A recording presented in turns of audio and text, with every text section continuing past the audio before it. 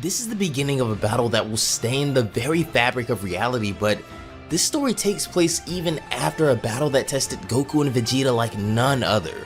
A battle against their own Saiyan brethren, Broly.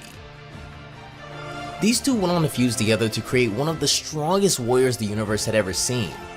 However, Goku's pureness led him to see the good in Broly, and instead of ending the battle in blood, the two somewhat befriended one another, leading Broly to be indebted towards Goku as a powerful bond was born.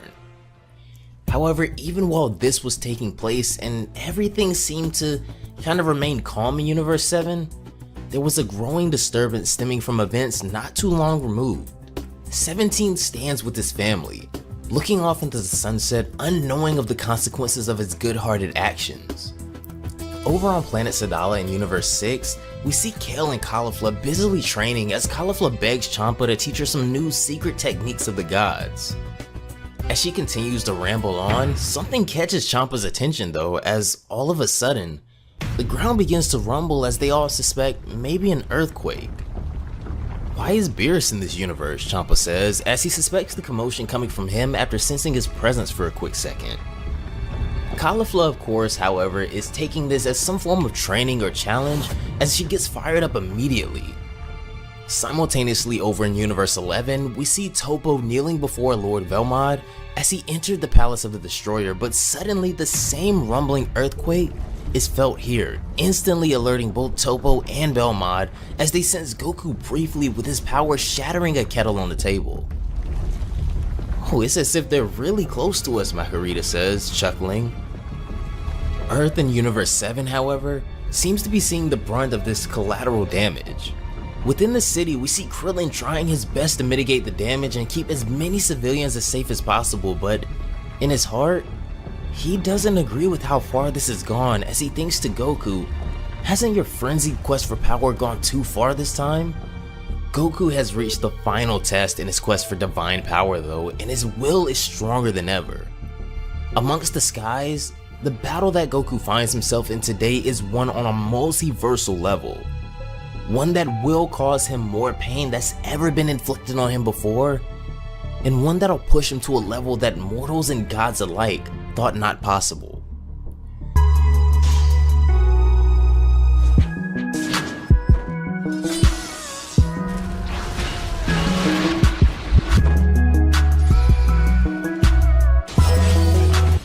Goku's awesome power can be felt across the multiverse as he trembles planets across the galaxies. Beerus too, however, is sending quakes through time and space, countering Goku with equal force. Back on Beerus' planet, Whis can sense something growing, something beginning to become amiss. All of a sudden a ring comes through his staff. As he answers, he sees it's the Supreme Kai and the Elder Kai. Oh, hello Sir Whis, the Supreme Kai says. I'm deeply sorry for my impropriety, but the universe is shaking. Moreover, he goes on, I feel Son Goku and Lord Beerus' auras are going berserk. May I ask for an explanation on what's currently happening? Whis begins to chuckle as he answers that this is the culmination of the training of Son Goku, as we see Goku's Ultra Instinct reaching levels never before seen, as even he himself is surprised at his own strength. Beerus tests him immediately though, sending a frightening beam right past his face with a devastating punch, but Goku returns one as well, as both impacts devastate the planets behind them, slicing them in two. These two have gone completely nuclear, as one swipe from either completely destroys planets anywhere near them. Goku ducks under him and then attempts to swing again, but Beerus dodges. He kicks Goku in the back of the neck, completely decking him and blanking his eyes briefly. Goku is able to rebound, however, and begins to fly away to create distance temporarily as he fires Ki Blast back at Beerus. This is when Beerus reflects them using some strange technique, and this catches Goku off guard, who was still leading Beerus on this chase, as his own blast closes in on him and a massive explosion is caused before Beerus.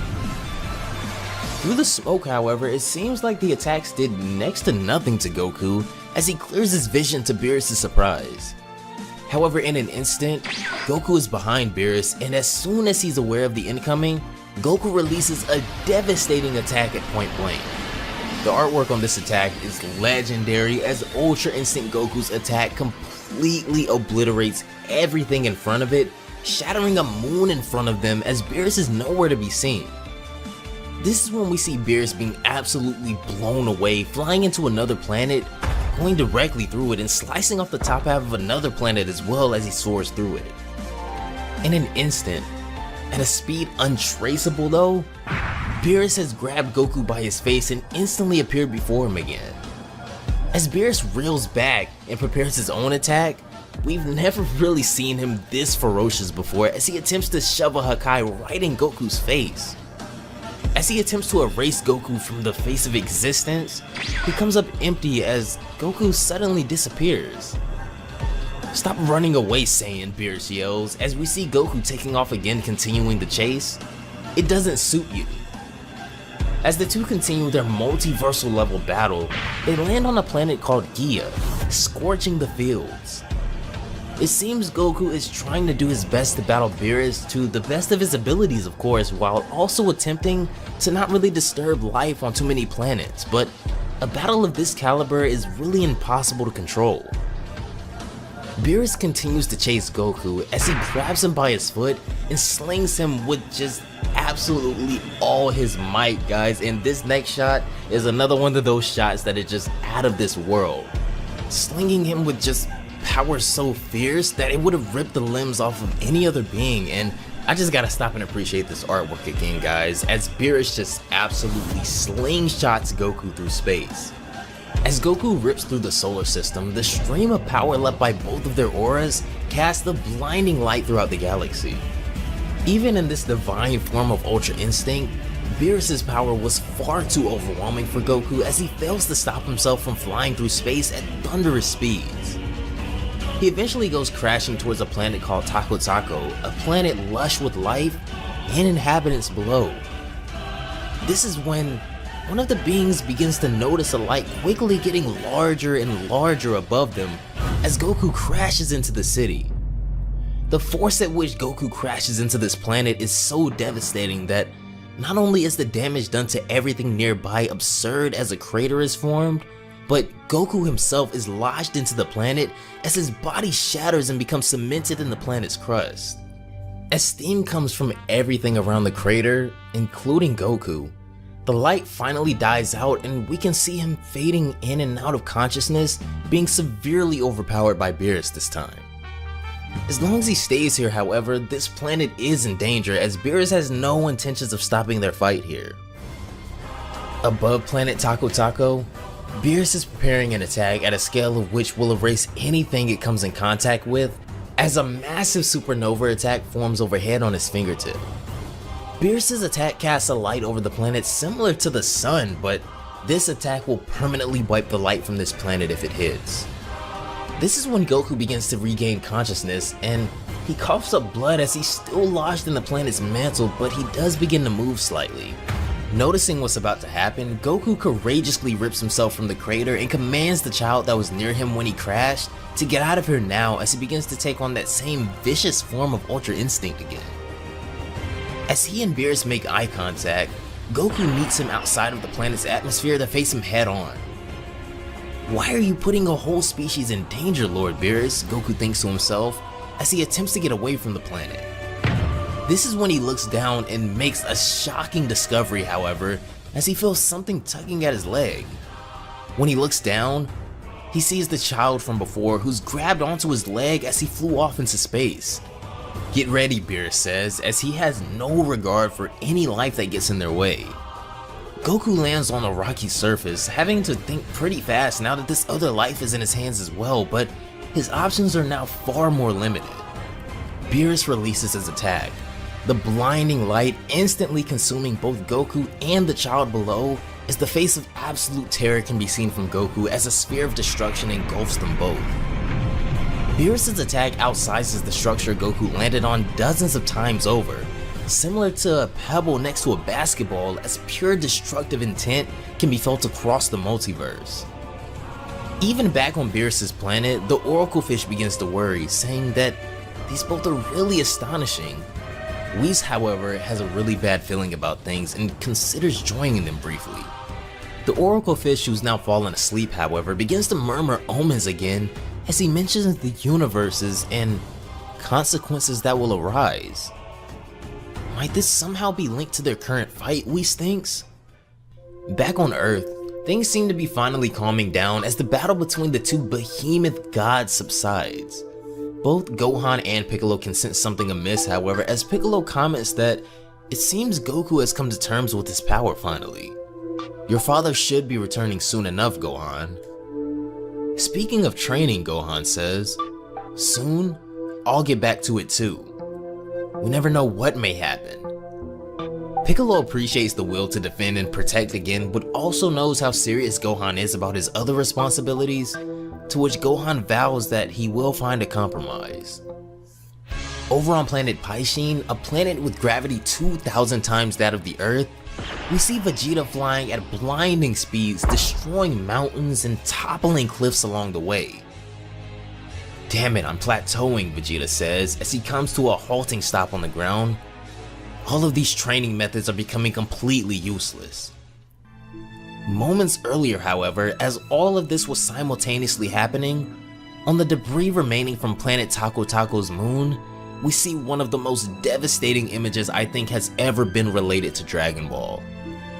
Goku, beaten beyond belief, has taken on the wrath of Beerus' attack as the very skin on his back and legs has been burned off, revealing nothing but the muscles and tendons below as he shields the young child from certain destruction. Lord Beerus, Goku stutters, angrily, in pain and feeling pushed far past the brink at this point.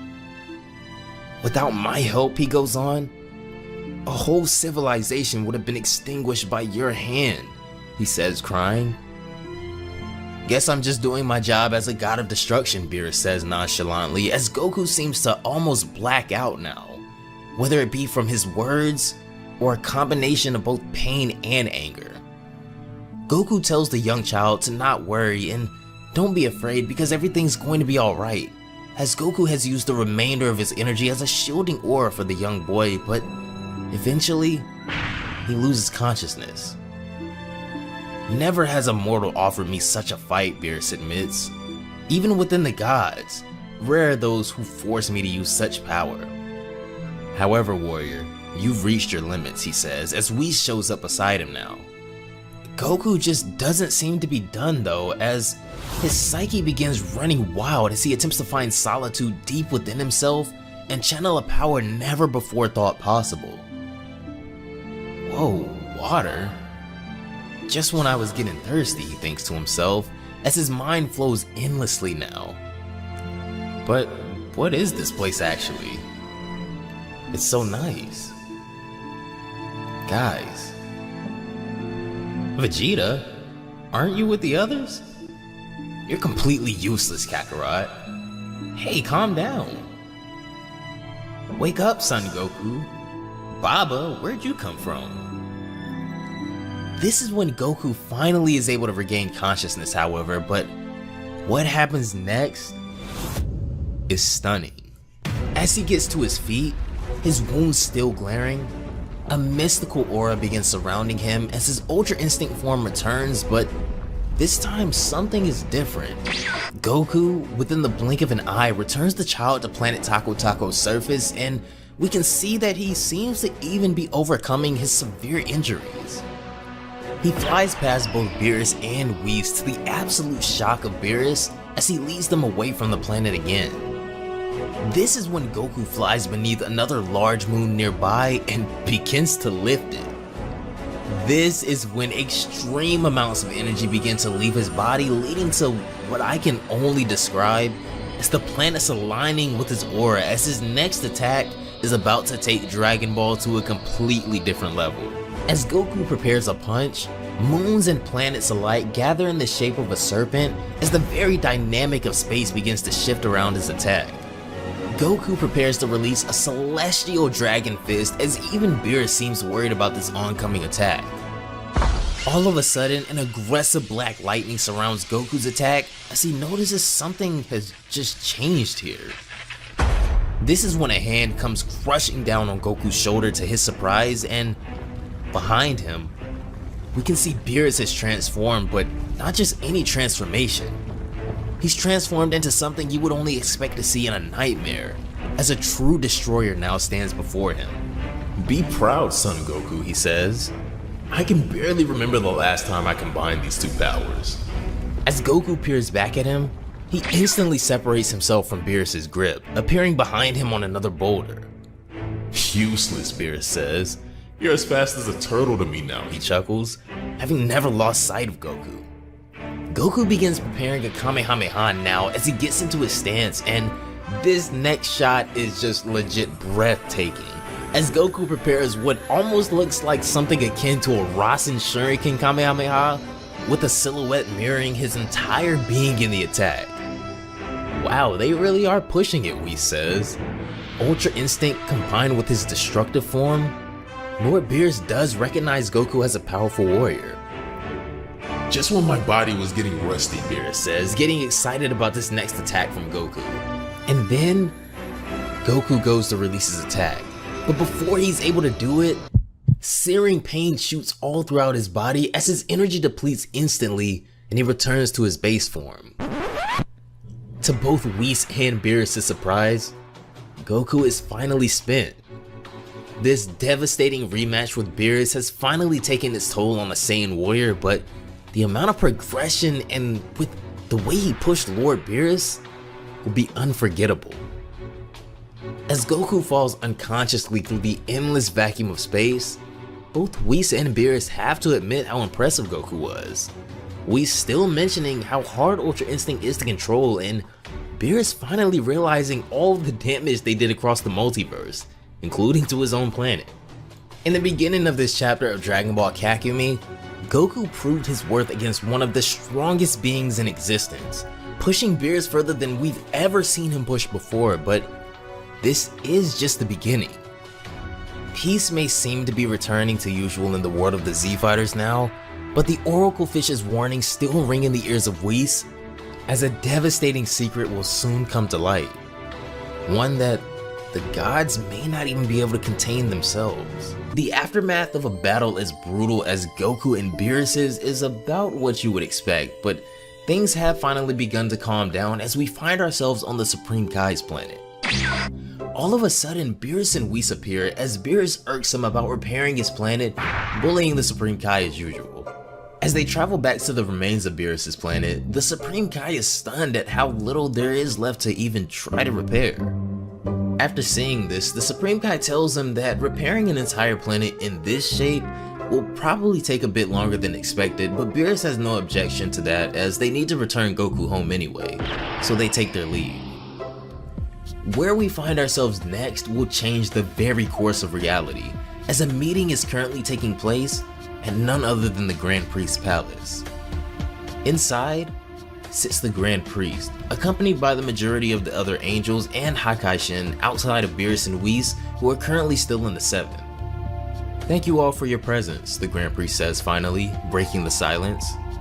"You may already know why you're here, but there's a bit of information that you all are still missing. Before we get to that," he goes on, "not a single word must leave this place. If the Omni Kings were aware, heavy sanctions would be issued. As you might already know, Lapis, or 17 as we know him, the Earthling from Universe 7 wished to restore the universes that disappeared during the tournament. The problem here is that it also restored the 7 universes that were in the void for eternity." "Wait, 7, Campari says. "Weren't there only 18 universes originally?" "Not exactly," the Grand Priest admits. "I never mentioned it to any of you. But there was a 19th universe, also called Universe 0. "Why hide this from us, Father?" Kusu asks, as silence and disappointment befalls the room. "I couldn't do otherwise," the Grand Priest says, to which the group begins to try and understand that maybe he made this decision in case there was a traitor amongst them unknowingly, waiting for the right moment.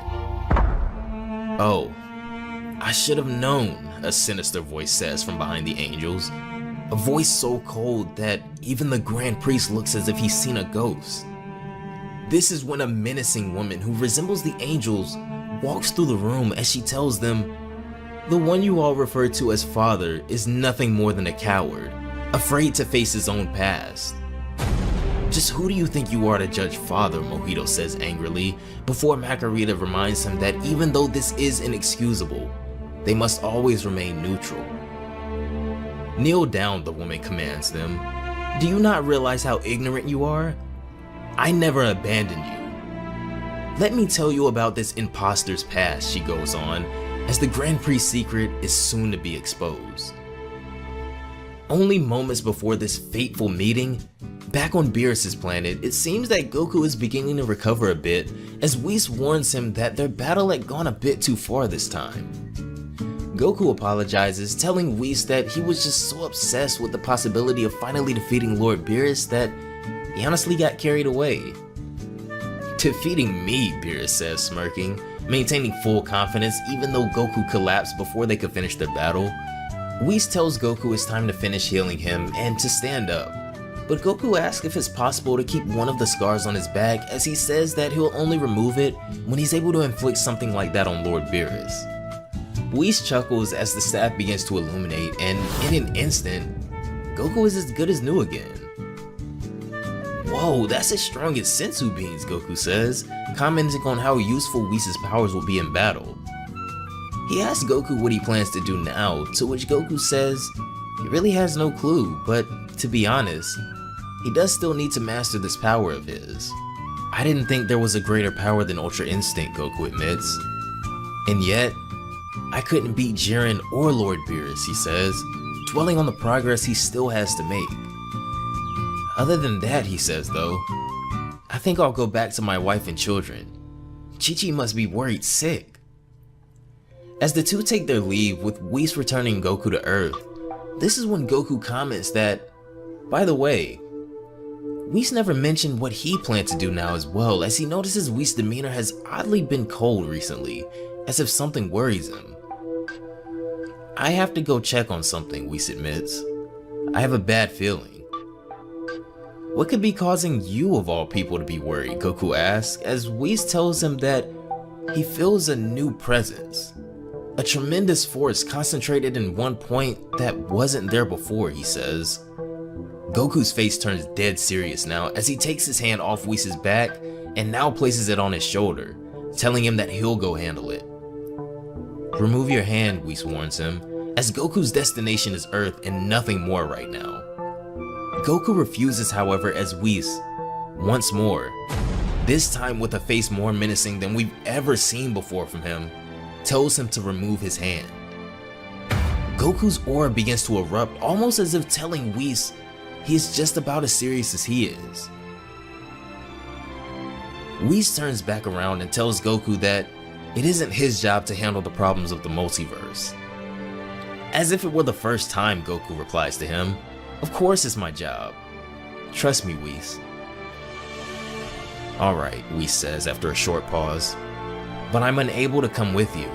The Grand Priest has just summoned me. If you need me, all you have to do is press this button, he says, making Goku a similar buzzer to the one the Omni Kings gave him. Thank you, Whis, he says, taking the item. If you want my opinion, Whis says, smirking, this is clearly not reasonable at all. I won't disappoint you, Whis, Goku says, as the two suddenly change course and head for the site of the disturbance. Whis begins, but they're both shocked and left speechless at what they come across. What is this? Goku asks, as the Angel Immortals stand before the Alpha and Omega Force, the universe that houses power and secrets known seldom. Universe Zero. Back at the Grand Priest's palace, he and his angel children stand face to face with a woman intruder who came in slandering their father.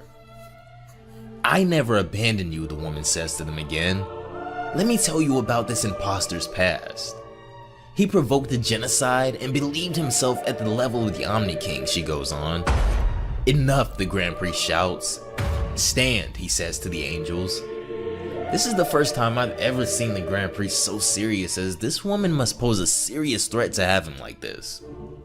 The Grand Priest lets off a devastating shockwave of power as the angels begin to ask for an explanation on this woman's accusations of him. Who is this angel-looking woman, Whis says. She is indeed an angel, the Grand Priest admits. Moreover, she's your mother. And she's not completely lying to you. The 19th universe of which I spoke, he says, was a particularly united and powerful realm.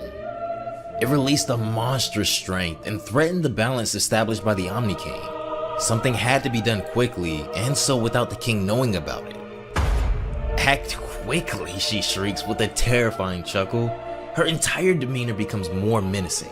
Expanding space and time may be a brief action for you, she says, but it's not exactly what I'd call dying fast. To feel time tear apart the bodies of innocent people, per billions? It may have only lasted a single second for you, but for us, it was tens of billions of years, dear priest. As I did not have the power of the kings, I have, as I said, not found another alternative, the Grand Priest admits. This sends a shock throughout the angels, hearing their father admit to this, but they must remain neutral at all costs.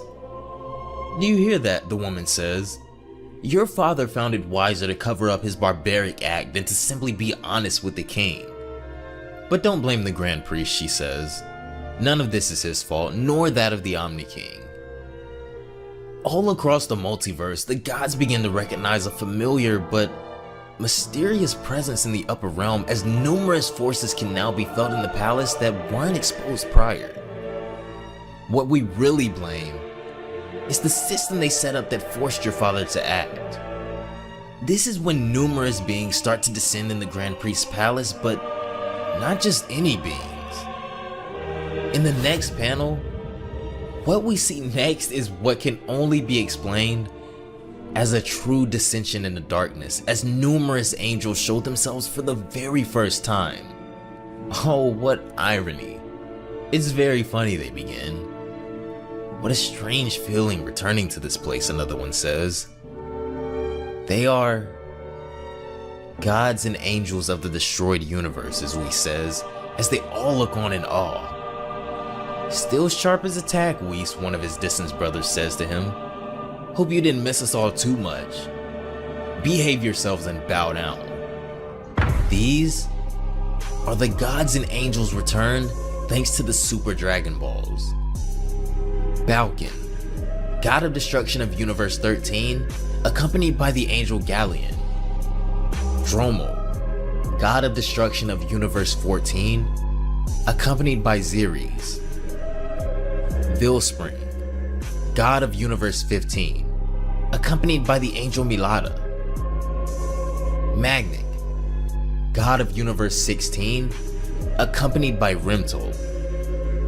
And next, two quite peculiar relationships as we get into the last two universes. Nysos, god of Universe 17, accompanied by the angel Olaros as he tells the enraged angel to stay calm. Wait, Whis, Vado says suddenly. Look over there as something catches her eyes, to which Whis mentioned he noticed as well. The person who appears next as the god of Universe 18 is sure to change the landscape of the multiverse itself, as a sickening laugh echoes through the chambers. Good evening, ladies and gentlemen. I've been looking forward to meeting you, Frieza says as he now appears in God of Destruction attire. I especially wanted to thank Whis in person, he says. This is the introduction of the God of Destruction of Universe 18, Frieza, along with his angel known as Twist. Do you see where this excessive neutrality leads you, Twist says to them. Frieza, Whis says, shocked. I think I understand what you're planning to do. I knew when I brought you back to life, he says, walking up to Frieza, that you wouldn't have stayed to do nothing. But to go that far, he says. Do not underestimate me, Frieza says to Whis. This is but a foretaste. Upon information from Zuno, Frieza says, recalling just how he came into this position and power, the commanders of my army informed me of the presence of new universes. It's surprising that Zeno had destroyed the 18th universe. Their god of destruction was miserable. According to Twist, Frieza goes on, he disagreed with his universe's behavior. He obviously didn't have the makings of a revolutionary. This is when we're presented a flashback of the day Frieza approached the former god of destruction of Universe 18. He narrowly misses a fatal shot with his death beam, grazing the god as Frieza laughs about narrowly missing his attack. "I beg your pardon," the god says, but Frieza instead keeps attacking him and easily overwhelms him. His impotence was actually a bit concerning, Frieza says. "I still wonder how he managed to become a god of destruction." "No matter, none of this concerns you," he says, tossing the defeated god to the side once again. "I don't quite understand the point of having it come to this," Whis says, "but anyway, you are right, that doesn't concern me." "Do you regret my resurrection now?" Frieza asks him, smirking, but Whis calmly tells him that Frieza has no idea of where he steps now. "Well, it is all to your credit to take this risk," Frieza says to him. "However, would you please tell me where Son Goku is?" "Son Goku?" the Grand Priest says, surprised. "What does he have to do with him?" "Father," Whis says quickly, "I spotted the location of Universe Zero just before you summoned me. I agreed to let him scout it, but I lost contact and he's not using the button I gave him. I can't reach him or distinguish his presence in that condensed aura that forms in Universe Zero." "Are you talking about the mortal who came in screaming like a donkey right in our headquarters?" Nisus says. "Don't worry, we welcome him as it should be." Why are they keeping Son Goku in prison, the Grand Priest thinks to himself. Our power is far beyond his. He doesn't pose a threat to them. Does he have some sort of sensitive information? "Don't be ignorant," she hisses. "You know exactly why we use him." In the next panel, we see Goku shackled and in prison, God only knows where, as it looks like he's not only been bound and beaten, but possibly tortured as well. "You cowards," Goku screams. "Get back here!" "What do you want from me?" he yells, but his voice falls on no ears besides his own, as he apologizes to Whis for failing him. But for Goku, the worst is yet to come, as a full-scale multiversal war seems to be in the making, as he's nowhere to be found. And without him, the casualties and the devastation in the near future will be unfathomable. "What are your demands?" the Grand Priest asks, ready to negotiate now. Magnik, god of Universe 16, speaks up as he says that the abolition of the divine hierarchy is what they seek. Also, the removal of that neutrality you're so obsessed with, he continues, as he smacks over the Grand Priest's throne with his tail. Kusu jumps forward to her father's aid, but the Grand Priest tells her to just stay calm. "It's this mentality that blocks you," Vilspring, god of Universe 15, states, "and it was this hierarchy during the tournament that erased the gods, but not the angels. Knowing all of this, how can you claim yourself a guiding figure?" Vilspring says, coming face to face with the Grand Priest now in an intense moment where time almost seems to freeze. "No more games. It's time to make things happen," Oromel says. However, one thing still seems to be relatively certain. Although the vanquished gods and angels have returned with an agenda, the Grand Priest is still known as the strongest of them all, as he asks Oromel, what will he do? Or better yet, what can he even do, as the two stand face to face. This is when the mysterious mother of the angels steps forward again, in front of the Grand Priest, and she states that a war between deities on a multiversal scale is about to begin. "The revolution starts now," she says. "Every individual, mortal or not, will have to choose a side. Only one will remain. Let's fight for a new world with perfect balance," she says. This is when all of a sudden, the Grand Priest summons a mighty power, exerting more energy at one time than we've ever witnessed from him before, as we see something begin to happen to all of the formerly sealed deities. A fierce energy wave is exerted from the Grand Priest that shrouds the room, but in order to subdue so many divine beings, the Grand Priest's exertion is showing clear signs of toll on his body. As the room grows quiet, the Grand Priest collapses to the ground, nose bleeding and coughing up blood as well after exerting so much for a single attack. Kusu runs over to him to check on him as he tells her not to worry for now, as they have little time to act. The Grand Priest has frozen the other angels in time and space for now, as he says that they have to take them to Universe Zero immediately and freeze it in his turn. Just from seeing what this one act of freezing them did to his body, the cost of freezing them all and an entire universe may just destroy the Grand Priest as well, but they must prevent this war. Whis and Cocktail choose to go gather the Supreme Kais for help, as their combined powers alike may be enough as they arrive on the planet of the Supreme Kais. Cocktail greets them, and after the situation is summarized by Whis, asks if they're able to assist in any way. Kibito admits that this won't be an easy task for them, but with their combined powers, they will succeed. Back on Earth in Universe 7, a family dinner couldn't be more dramatic as the entire Sun family and more are gathered, but Chi-Chi deep down knows that something is wrong with Goku. Videl takes notice of Chi-Chi retreating into the house, catching her in the midst of tears as she promises Chi-Chi that Goku is just a little late like he always is and everything is alright.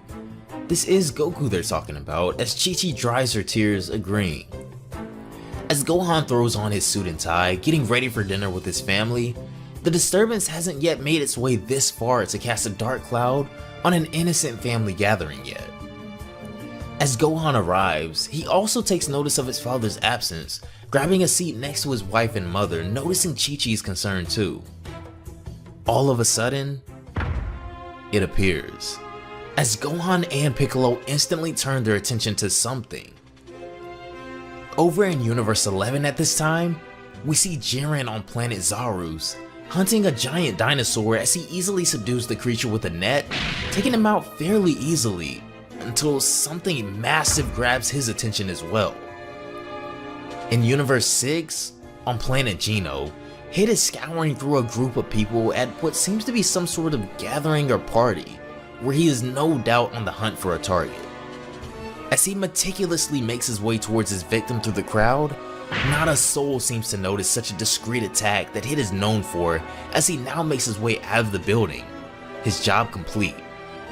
However, confusion and worry soon overwhelm the room as Hit turns around too, and this is when he sees something that stops him in his tracks. On planet Sadala, nothing seems to be too out of the ordinary as we're taken to our next favorite Saiyans, with Kaba approaching Kale and Caulifla as they train. They greet Kaba asking what he's doing here all of a sudden, with Kaba saying that he was just passing by, but his words are cut short by the appearance of something unexplainable in the sky. What the heck are you talking about? Caulifla asks, as this is when Kaba points directly above them asking, what is that ball in the sky? Everyone listen to me, a voice echoes from the sky as all questions and talking cease immediately. I am the Grand Priest, the voice in the sky says, as we see in the sky, above all the planets, no matter what universe, a black sphere that seems to be multi-dimensional, allowing all verses to witness and communicate with the same being has appeared. I come to you all to bring you a direct order, he says. I address myself to all life forms present in this world. An evil angel rebelled against me, and I froze her for a period of 2 years, he says. A war between universes will start once this delay is over.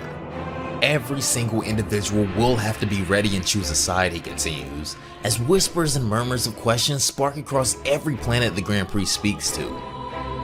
Oh boy, Caulifla says, as Jiren, Hit, and all of the others take notice of this as well.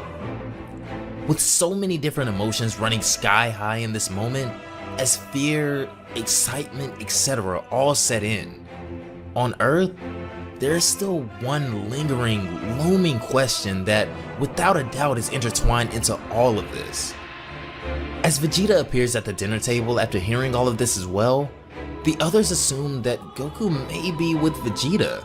However, we see that that isn't the case now. With 2 years to train, gain knowledge of their opponents, and ultimately pick a side, Goku's absence may be a deciding factor in many pathways chosen, and until the student of the power of the angels returns, retrieving him may be an important part of foiling the mother of the angels' ultimate plan.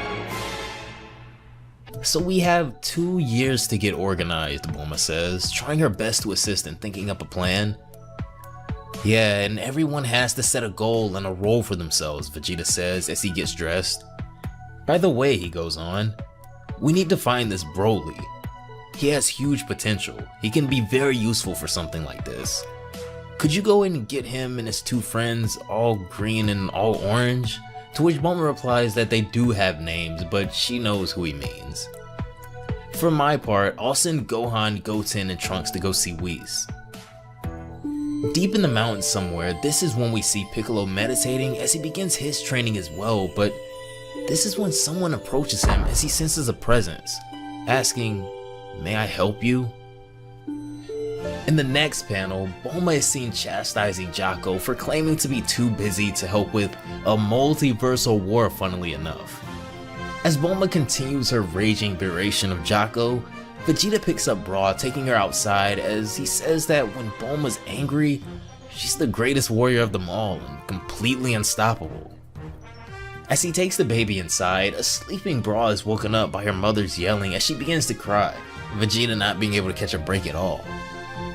"Hey Vegeta, it looks like there's a lot going on inside," Gohan says, sitting at a table with Videl.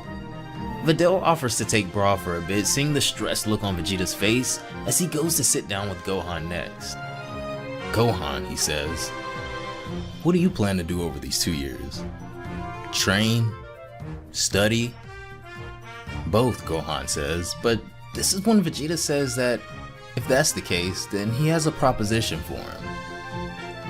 "How about training with Whis?" Vegeta says to him. "Kakarot is finishing up his last training with him as well. Your little brother and Trunks have already told me they're in." "I'm sorry, but I already have an idea of what I plan to do over these 2 years," Gohan replies. "By the way, for Goten and Trunks, Dad told me about a kind of hyperbolic time chamber." "Good idea," Vegeta says to him. "I'll see with them. On your side, could you go see Krillin, Tien, and Yamcha? Do you have any idea of what they could do?" To which Gohan gives him a huge thumbs up after locating their energy and takes off towards their direction next. As Gohan arrives before Krillin and 18, he asks where Tien and Yamcha are as well, with Krillin telling him that they're actually inside, luckily enough, as Gohan asks what kind of training they'll be doing over these 2 years too. All of a sudden, however, Gohan receives a call as he picks up and is surprised to hear back from Vegeta so quickly. "Gohan," Vegeta begins without wasting a breath, "I'm with Whis. He just told me Kakarot was inside Universe Zero when the Grand Priest froze it." Everyone is stunned by what Vegeta just said, as this would make it near impossible to save him now without releasing the other frozen beings early. "Gohan, did you hear me?" Vegeta yells as Gohan is still frozen with shock. "Don't pretend, Namek," a voice says from behind Piccolo. "We believe in joining forces," a Namekian behind him says, as we then see another Namekian as well as a Supreme Kai have approached Piccolo now. "Do you really think I can help you?" Piccolo replies. "We think that each of us has something to contribute," the other Namekian says. "In that case," Piccolo replies, getting to his feet now, "alright, but before that, I have to go and do something." Over on planet Wampa in the meantime, a Capsule Corp ship is landing as Broly, Chile, and Limo come out to greet Bulma.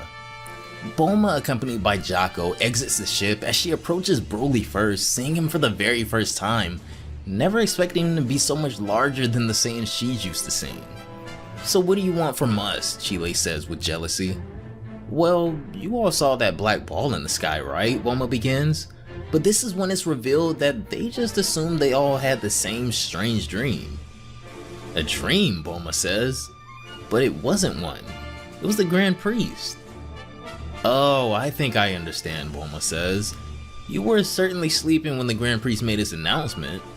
He must have found no other way to warn billions of sleeping beings." "Wait, so it was real?" Chile says, freaking out now. "Does that mean there's an imminent war right now?" All of a sudden, Bulma gets a ring as well as she picks up the phone to hear none other than Whis on the other end.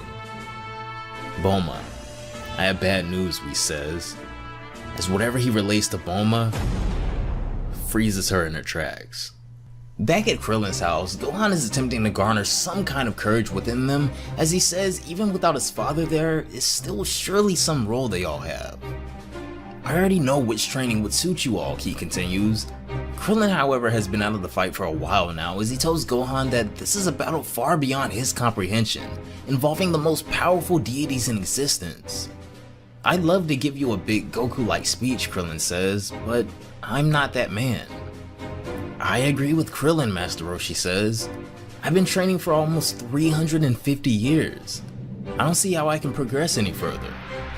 I know this may not be the most noble way of thinking, Krillin says, but I belong here with my wife and daughter.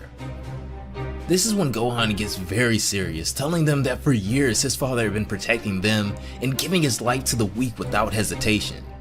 If you want to stay here with your people, then do it, he says. But my father and billions and millions of other people are waiting for us and need our help. This seems to snap some sort of sense into Krillin, as Yamcha and Tien both agree that they don't really have family or anything like that, so they may as well fight. 18 then pulls Krillin to the side, bringing him into the kitchen so they can discuss in private, as she tells him that she knows he wants to put their well-being above all, but this isn't just about their lives. I know, Krillin says, but whatever choice you make, 18 says, cutting him off, I'll support you in any case. If you choose to fight, I'll fight. If you choose to stay, I'll stay.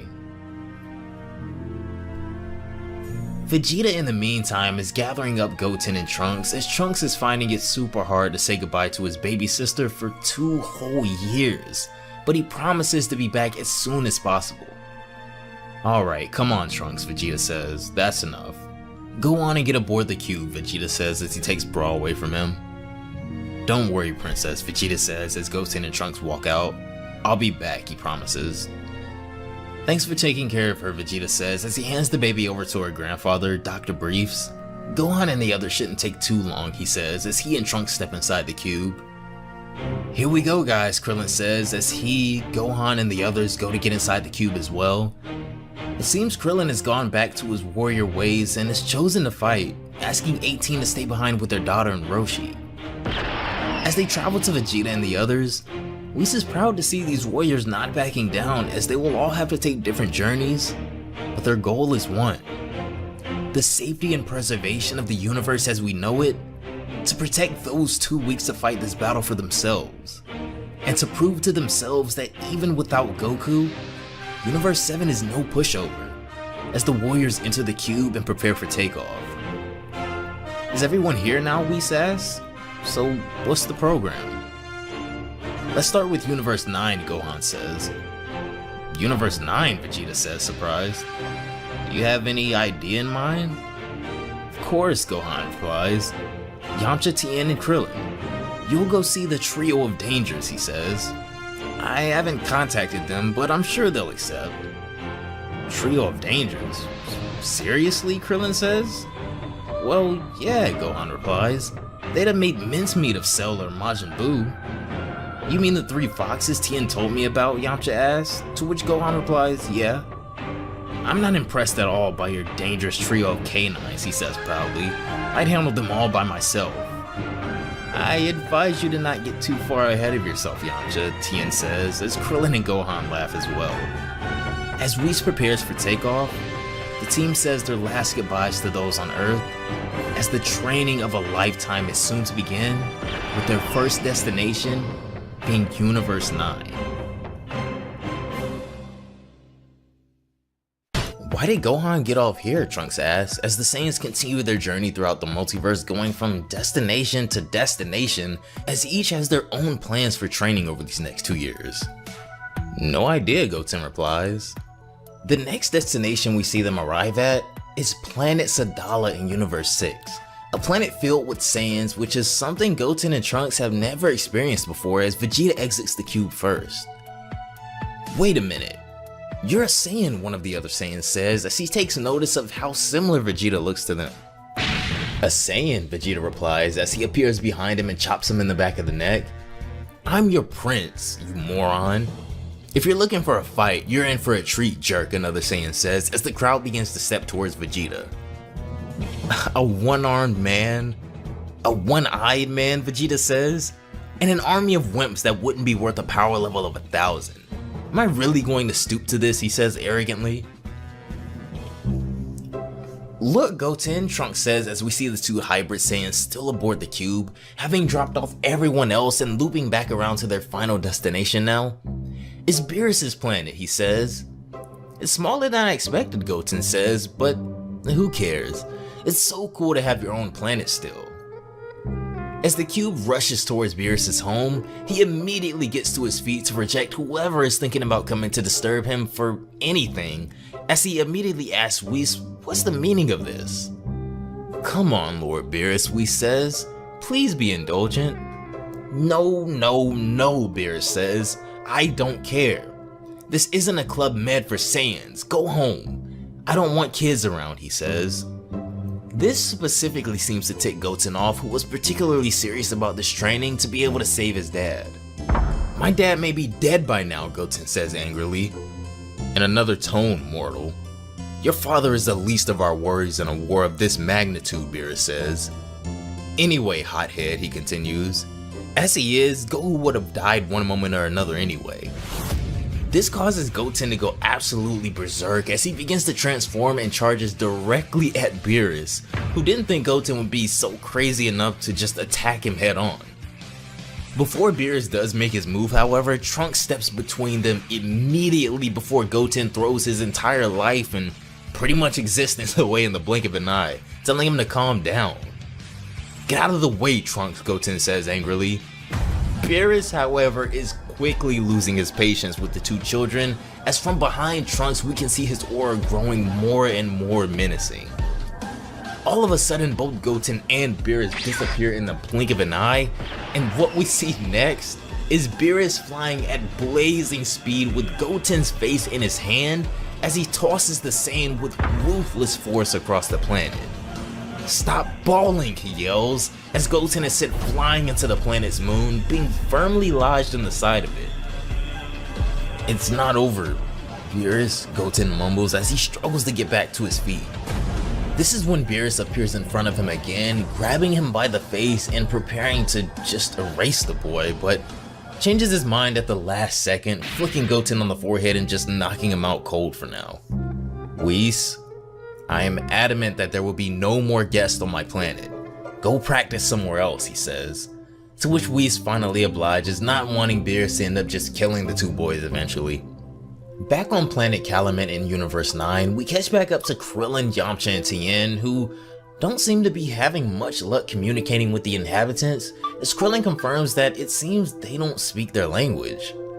However, Bergamo and the others could understand them, and this is when out of the crowd, Bergamo, Lavenda, and Basil peer through everyone and seem to take note of their old rivals from the tournament as well. You think they're the ones that made that hole in the sky, Basil says? Next, we return to planet Sadala, as it would seem that, as we would expect, Vegeta has made extremely quick work of these Saiyans who challenged him when he first arrived. All of a sudden, Caulifla shows up wondering why all of her friends are beaten up and piled up in this huge stack, and then she sees Vegeta. What the heck is he doing here, she says, surprised. This is when we finally begin to understand the point of Vegeta showing up here as well now, as far outside of Sadala's atmosphere, a ship approaches very quickly as Jaco announces that they've arrived in Universe 6 finally. And everyone in one piece. In any case, he says to them, as everyone gets their bearings back, on to planet Sadala now, he announces, carrying none other than Chile, Limo, Broly, and Bulma on board. Moments before, in Universe 11 however, a ritual took place that will shake up the course of Dragon Ball Super from this moment forth. Lord Belmont will not lose his destructive powers, Makarita says. However, she continues, he has been a god of destruction for over 3 million years, and the powers of immortality attributed to destructive deities last only as long as their reign. This is when we see Toppo fully fitted in the uniform of the god of destruction, as losing Belmont isn't necessarily something he wants, but it's time for him to fulfill his duty now too. Will I die? Belmont asks. Who knows? Anyway, I've already lived a very long time, even for my own species. I haven't told you enough, Belmont continues, but all three of you are great warriors whom I respect. I'm ready, Toppo confirms, as the ritual and exchange of power begins. With a single tap of her staff, two large statue entities appear as the ritual begins, extracting the divine energy from Belmont and transferring it and its immortality properties over to Toppo in an intensely dramatic scene. All of a sudden, something catches all of their attention as well, as another being just crash lands on the other side of the planet, alerting Dispo and Jiren immediately. Dispo takes off at once to see just who has landed on Belmont's planet unannounced, but he's more surprised than anything. Back at the statue as the ritual concludes, Belmont looks like he's been drained of all life as Toppo's new power gleams off of him.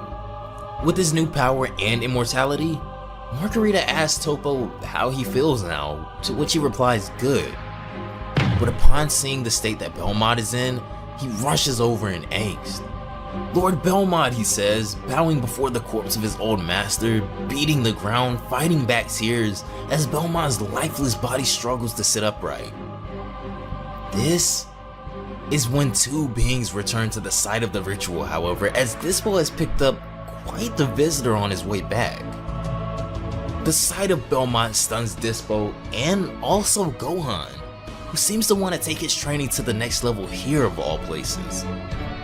As Gohan lays eyes on Toppo again, however, he senses a steep difference in his aura now as the two lock eyes for the first time since the tournament. I'm not sure I understand everything that's going on here, Gohan says, but time is running out. I think you have a lot to offer me, he says, as Chapter 3 of Dragonball Kakumei comes to a stunning close with God of Destruction Toppo being solidified once and for all. Over on Planet Pillar, Hit is patrolling the lands as nearby, we see someone trailing him in a cloak. As Hit continues down his path, a giant bug begins retreating towards his burrow as Frost begins to succumb to the effects of the extreme heat on this planet. All of a sudden, Hit readies himself to attack. He's about to use one of his assassination techniques, Frost says, but in an instant, Hit now has his hand to his neck. Tell me, Hit begins. You have any other brilliant ideas for telling a man born to hunt? He asks. Who hired you? Okay, calm down, Frost says, putting his hands up. Nobody hired me. I only work for myself. In fact, I want my revenge, he says, smirking. Back on planet Sadala, it seems that Vegeta and the others have arrived at the palace, but at first glance, he doesn't see much of anything. Look down, Kaba says. It's then that we see a massive utopia of Saiyans roaming a palace with insane infrastructure, reminding me of some ancient Greek civilization or something.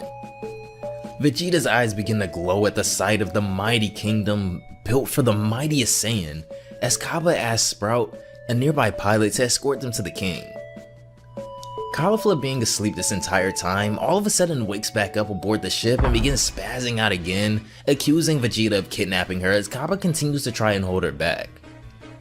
As the commotion aboard the ship continues, the palace readies itself for visitors, as we later then see the king himself walk in the corridors along with his guards as a messenger tells him that a strange individual claiming to be from another universe requests an audience. Fine, the king replies, as the messenger tells King Sadala the visitors are waiting in the main hall. If that's the case, let us go to them, King Sadala says, as for the first time in Kakumei, we see the king of the Saiyans in all of his glory and royal attire. As the king enters the main hall, the electricity can be felt in the air as he and Vegeta glare at one another for the very first time. The king and the prince, face to face.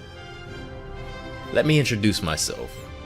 I am King Sadala, he says as he approaches the group. And what is your name, he says to Vegeta as Vegeta answers. Young traveler, I heard that you came straight from another universe, he says to Vegeta. What is your story? What are you doing in this place, he asks. I have no time to lose with your stories, Vegeta says. But the king cuts him off mid-sentence, saying that listening to or telling a story is never a waste of time. Is it? He asks, glaring at Vegeta again. After a short pause, Vegeta answers that in that case, tell me yours. I had never seen a place built in death like this. There is a reason for that, the king tells him, as he says that their people have not always known peace. I don't know how Saiyans are in your universe, he begins, but in this one, we ruled through submission and violence. Indeed, I was once an illustrious warrior driven by my thirst for battle and power. We were just a wild race, our only essence being battles. We were losing our minds. Ancestral tales from our planet referred to monkey tales, but it seems that by the simple fact that we did not use this power, we would have lost it over time. The people were divided, so King Sadala of this era proved once again his legitimacy by bringing the whole world together by even interspecies alliances and stood up to opponents thanks to this interbreeding. At the beginning, I was just a simpy army general, adhering to the king's ideals and supporting him. But through unparalleled loyalty, I rose through the ranks and was recognized as the right hand to the king. The years passed, and from battlefield to battlefield, I saw my brothers in arms being killed while my loyalty to the king grew stronger. I was used to seeing blood. Let the scar on my face be witness, but this time was one too many. He called himself Gherkin the Bloody, the king goes on as he remembers a fearsome foe. He was the man who hated the king more than his own demons. The eternal runner-up, the king had beaten him again and again, but to spare this man each time was fatal for him. I couldn't bear it. As we then see a flashback of Gherkin boasting the head of the king in his grasp like a trophy after what I'm sure was a truly epic battle. Night and day I hunted him down, driven by hatred, but to my amazement, the king goes on, the relief I coveted by killing Gherkin was ultimately an illusion. Shoving my fist into his stomach didn't fill the void I felt. When I removed it, I saw nothing but the emptiness of an endless tunnel. This shape, which was engraved into my memory, gave its shape to the current Sadala Palace. Since the previous king had not sired any offspring, he says, and because of my hierarchical position, my people unanimously voted for me to succeed him. Even today, I can't look at myself without thinking of all my lost brothers. When I came to power, I vowed to perpetuate the ideals of our former king, to put an end to all these childish wars and reunite our camps. The braid I wear, I make it every morning to remember it and stick to it.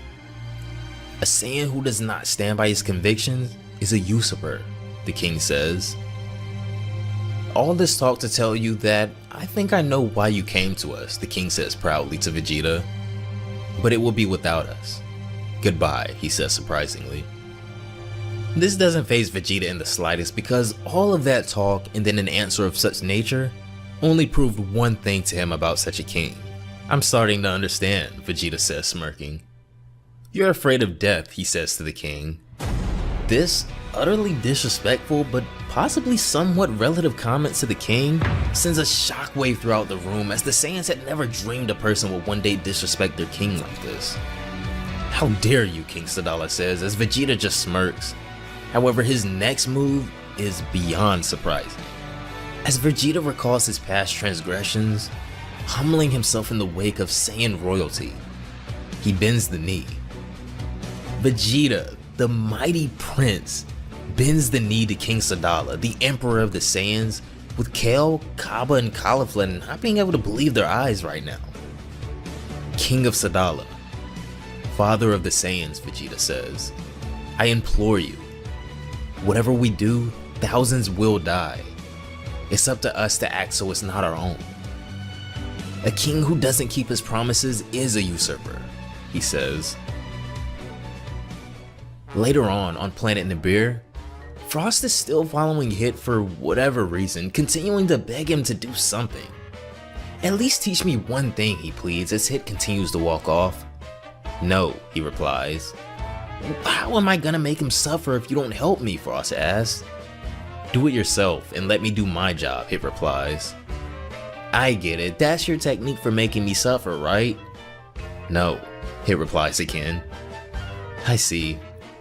It's a shame, I thought we were friends, Frost says, seeming to give up now. You might need some, by the way, he continues. You're alone all the time. It's depressing. If you say so, Hit replies, still walking. You know, you and I aren't so different, Frost tells him, persisting still. I know how it feels to be forced into a mold, which is why my kind is so persistent, he goes on. I'm telling you all this because it almost sounds like you don't like your job, or even your life, he tells Hit. This comment seems to spark a nerve within Hit as he begins to look lost in thought now. If you say so, he replies anyway, as he keeps walking, leaving Frost with the cold shoulder. Aboard the ship being piloted by Jocko, carrying Bulma, Broly, and the others on board, it's already been some time since they left as we see Bulma asking Jocko about how much longer it should be. 2 more days, he says. Bulma takes this as a joke as they can't still have this much longer to travel, but after he confirms he's serious, the entire ship erupts with impatience as it doesn't even seem like they have supplies for a multi-day trip. If you want, I took 6 legs off of a weird spider, Broly chimes in. I can give you some. I ate well before leaving. There's juice too if you're thirsty, he says, as everyone on the ship shivers in disgust, but decides to just let him be after he finishes the spider leg he was eating. It's gonna be a long journey, Bulma says, as the ship continues throughout space. Shall we act, one of the guards says behind King Sadala, as the king extends his arm. If someone has to act, it will not be you, the king says. Go on, young man.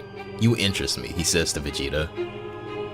You heard the same thing we all heard, Vegeta says, still kneeling. So whether you like it or not, a war will take place. And you should know that this is not just a civil war between Saiyans.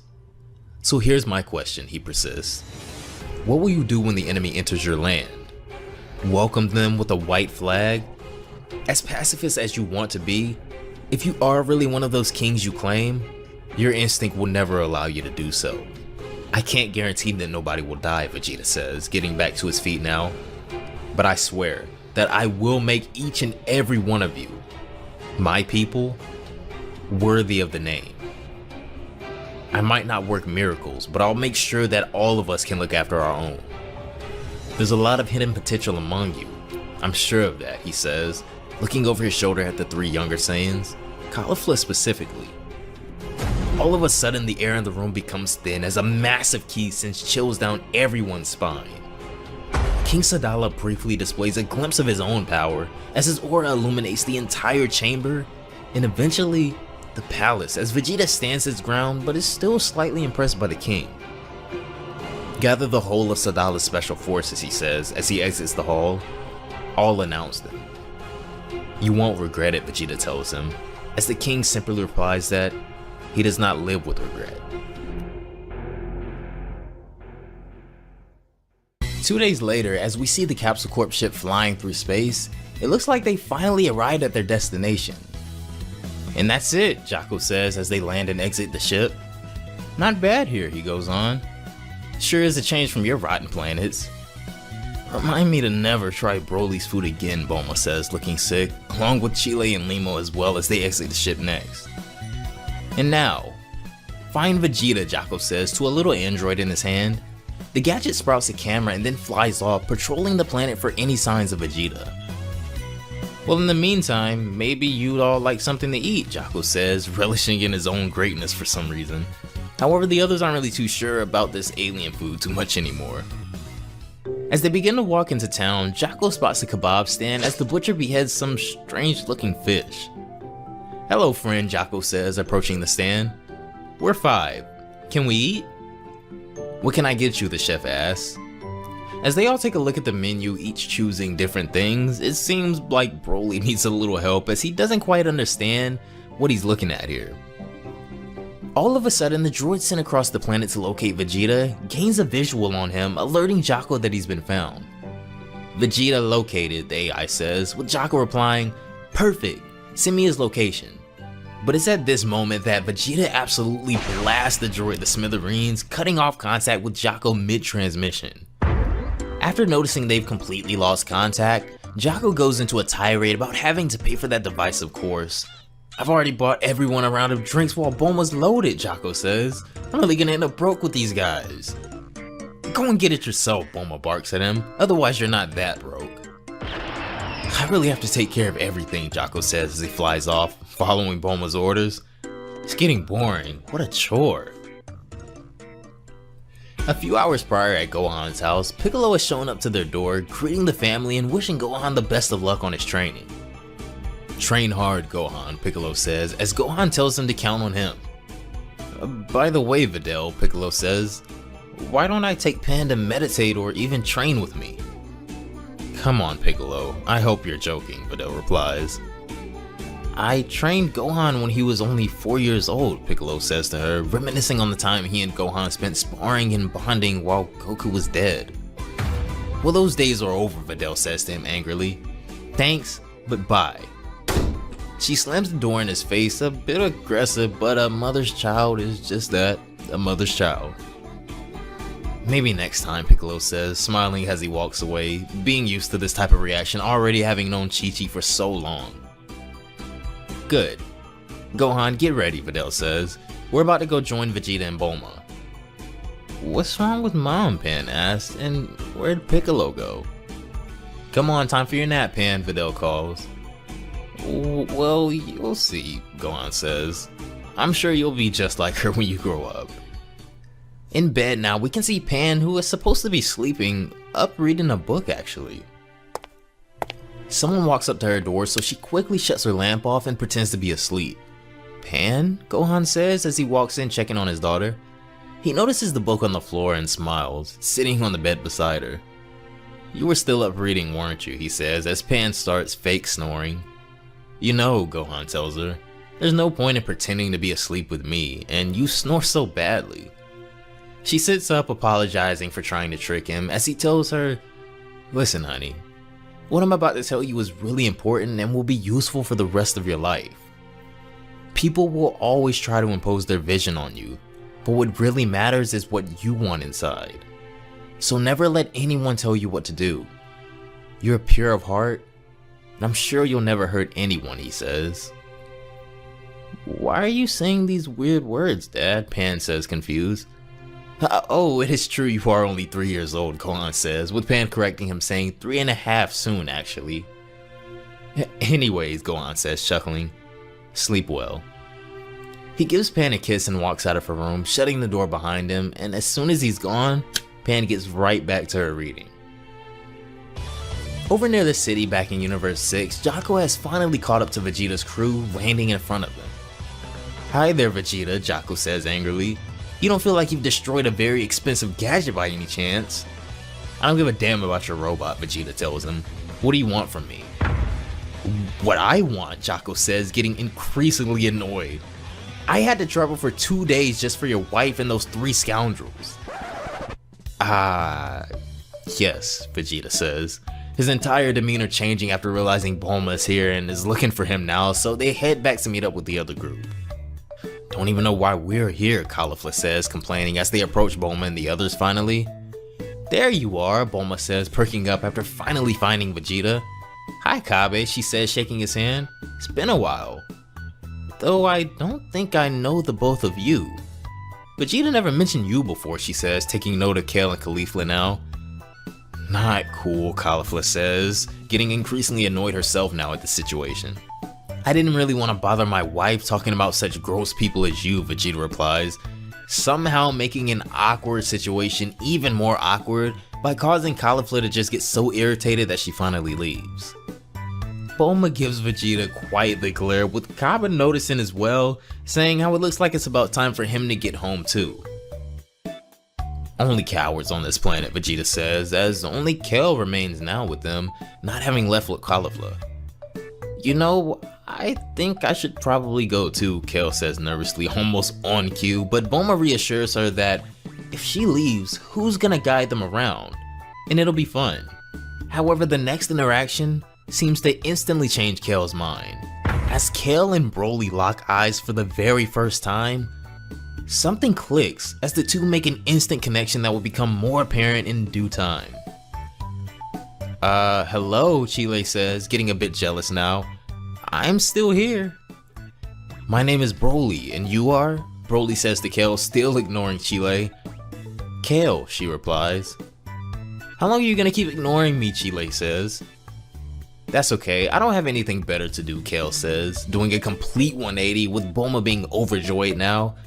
We can go see the downtown too if you want, she says. I honestly thought this next panel was pretty cute as well, with Chile just showing a bunch of jealousy right now and Broly just being completely oblivious to it all. That's it, Kale says as they approach the downtown district finally. It's pretty small in there, she tells them, with Broly being amazed at how beautiful the city is. I was expecting more, Jocko says, with Chile agreeing, still jealous. As they overlook the city, Broly is engulfed at the sight of Saiyan culture, something he'd never been able to be exposed to or experience up until really meeting Goku and Vegeta, I guess. Where do you come from actually, Kel asks. I mean, how are things on your home planet? To be honest, I've never actually done anything other than hunting, Broly tells her. There's neither people nor much to do on my home planet. But there is Chile and I love her, Broly says, hoisting Chile up on his shoulders. As they enter the downtown district, Broly is amazed at all of these people and the life that they live here. What are you guys doing? He says, walking up to two kids playing in the sand. We're playing the game where the first to blink loses, the boy says. What's this for? Broly says, going up to a Ferris wheel next. I mean, we can fly. Wow, that hat looks really fancy on you, miss, he says, going up to another random person, and it's just cool to see Broly just enjoying Planet Sadala and being around his people. All of a sudden, this is when a random guy sitting with a few friends calls him over. Can't you see you're on our territory, muscle man, the second guy says. Not only do they get the fame, the third guy says, but they're stealing our females as well. Now when this guy says this, Bulma unleashes a furious slap across all three of their faces, asking, and you think this is how you treat females? Be gone now, she tells them, causing them to scurry away in quite the hurry. Well said, Bulma, Chile says, giving her a thumbs up of approval. Little brats like that really get on my nerves, she says. Seems like it doesn't really change no matter what universe you're in. Though, Broly, they were kinda right, she goes on. You shouldn't walk around shirtless, it's inappropriate. This seems to be music to Chile's ears as she agrees, so Bulma searches her jacket for some form of armor or something Broly can put on. Perfect, she says, finding something. Here goes my new capsule technology. Though we will have to get rid of this little sneaky thing, she says as she grabs his pelt. Broly immediately tenses up, grabbing her hand, looking every bit of serious all of a sudden. You're hurting me, Bulma says, shocked at his reaction. He can keep it, Kale says. It's not a big deal. If the smell bothers you that much, I know a good perfume maker who's near. Broly loosens up after Kale says that he can keep his pelt, as Bulma apologizes for not being aware that was so important to him. Anyway, put this on your chest, she says, giving him the capsule. Don't worry about it, Broly tells her, as he places the capsule on his chest, with it spawning an entire dry-fit armored Capsule Corp outfit, which is kinda dope if you ask me. It's really tight, Broly says, kind of uncomfortable at first. Oh, don't be such a wimp, Bulma says. It's perfect. I think it fits you well, Chile says, with Broly immediately changing his attitude about it. Over on planet Crepe, home to the new training grounds for Goten and Trunks, we can see Whis reviewing their abilities and assessing just how he should approach their training. Goten and Trunks are definitely enjoying watching the two of them in fused form show off their power, as Whis confirms that, okay, this is about all he needed to see. Finally, we're getting on to the training part, the two say, as they instantly start doing the fusion dance, but Whis stops them in their tracks, telling him that he strictly forbids them to use fusion for now. Allow me to explain the following, Whis goes on. The goal of the first part of this training is to reach Gotenks' maximum level, for the both of you. Otherwise, a power close to your fullest potentials. There will be 3 steps. The first consists of becoming one with your inner selves. To put it simply, you will have to be able to unleash all of your power in one blow, whether that be with physical contact or not. For this, you will have to face your weaknesses, your emotions, and your inner demons. Here's the first exercise. A plastic ball is in the center of this device, and a light will appear either red or green above. When at least one of the sides of the device has been hit, the light will appear red. Furthermore, he goes on, hitting both sides simultaneously will make the light appear green. Therefore, your goal is to activate both red and green lights, and for your hits to be hard enough and of the same intensity, so the ball in the center explodes from the pressure as well.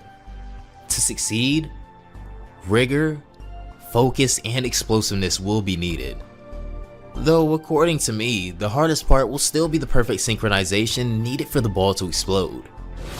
Whis creates another giant device before them after this explanation, telling them now it's their turn, as Goten and Trunks dive headfirst into their training with an angel.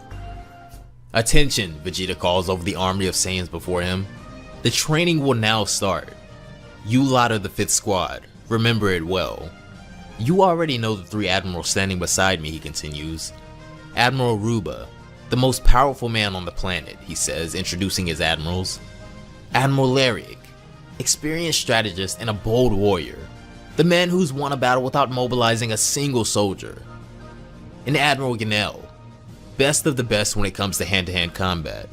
She successfully dismantled 182 smuggling rings. If I were you, I wouldn't try to hide anything from her.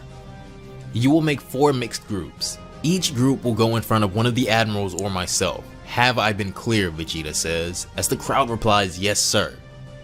Not good enough for him, however, as he commands a louder response. Have I been clear, he repeats, as he receives a resounding yes sir from the crowd. Oh, I feel like I'm going to enjoy this job, Vegeta says with a proud smile on his face. Bulma and Jaco just disgusted at his big-headedness as they watch from afar. What are you looking at, Caulifla says, punching one of the guys in the back of the head for messing with her. Obviously, Vegeta has next to no idea how to deal with Caulifla and her rebellious nature, already seeing that this is going to be a continuous problem now as he complains about her already acting up. I'll have to be smart with this one, he says. Caulifla, go to Ruba's group, he tells her. What? I thought we would get to pick our own group, she says. In an instant, Vegeta has transformed into a Super Saiyan and grabbed her by her hair, telling her not to argue with him, sending quite a shock through the entire crowd. Ruba then steps up, telling Vegeta it'd be better if he didn't use this form. How? Vegeta demands. Did I hear right? Who allowed you to call me by my name? Whispers begin to hover through the crowd as the Saiyans begin to doubt and question Vegeta and how he chooses to get things done here. You all be quiet, Geno says. What are those whispers for? Do you realize the lack of respect he's showing us? Lyric says to her. That's not the point, she replies. Reacting like that is inappropriate for a proper Saiyan soldier. Such behaviors are unworthy of us. Although, if this Vegeta has an issue with us, I guess he'll have to deal with 2 big issues then, Ruba says, getting up as well now, with Lyric following suit too. Aside from the king, everyone is skeptical about your ability to lead us, he says. What now? Vegeta says, offended. You're doubting my legitimacy? This is when he turns around and notices the doubtful faces throughout the entire crowd, skeptical Saiyans that he'll have to prove himself to. As Ruba, Lyric, and Geno ready themselves to approach Vegeta, Kaba tries his best to calm everyone down and defuse the situation before this goes way too far. But I highly doubt these Saiyans understand the flames of pride that they just fanned. Quiet, Vegeta barks at Kaba. You seem to forget who you're talking to. I am Vegeta, he roars as his power explodes in the middle of planet Sadala. Vegeta has completely thrown caution to the wind, and in an effort to prove himself and demand respect from the rest of these Saiyans, he unleashes the power of Super Saiyan Blue Evolution to silence this troop for good before his words.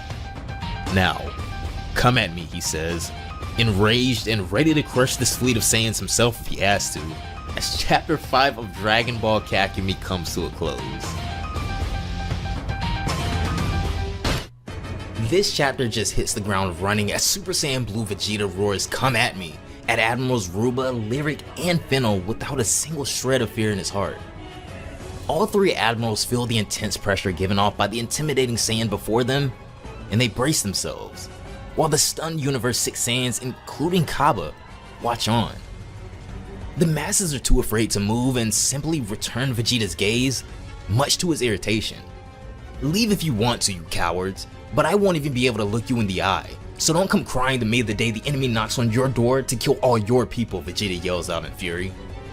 Behind him, Admiral Ruba prepares to clasp Vegeta between his mighty palms in one huge attack, yelling, "Now you're facing us," in advance.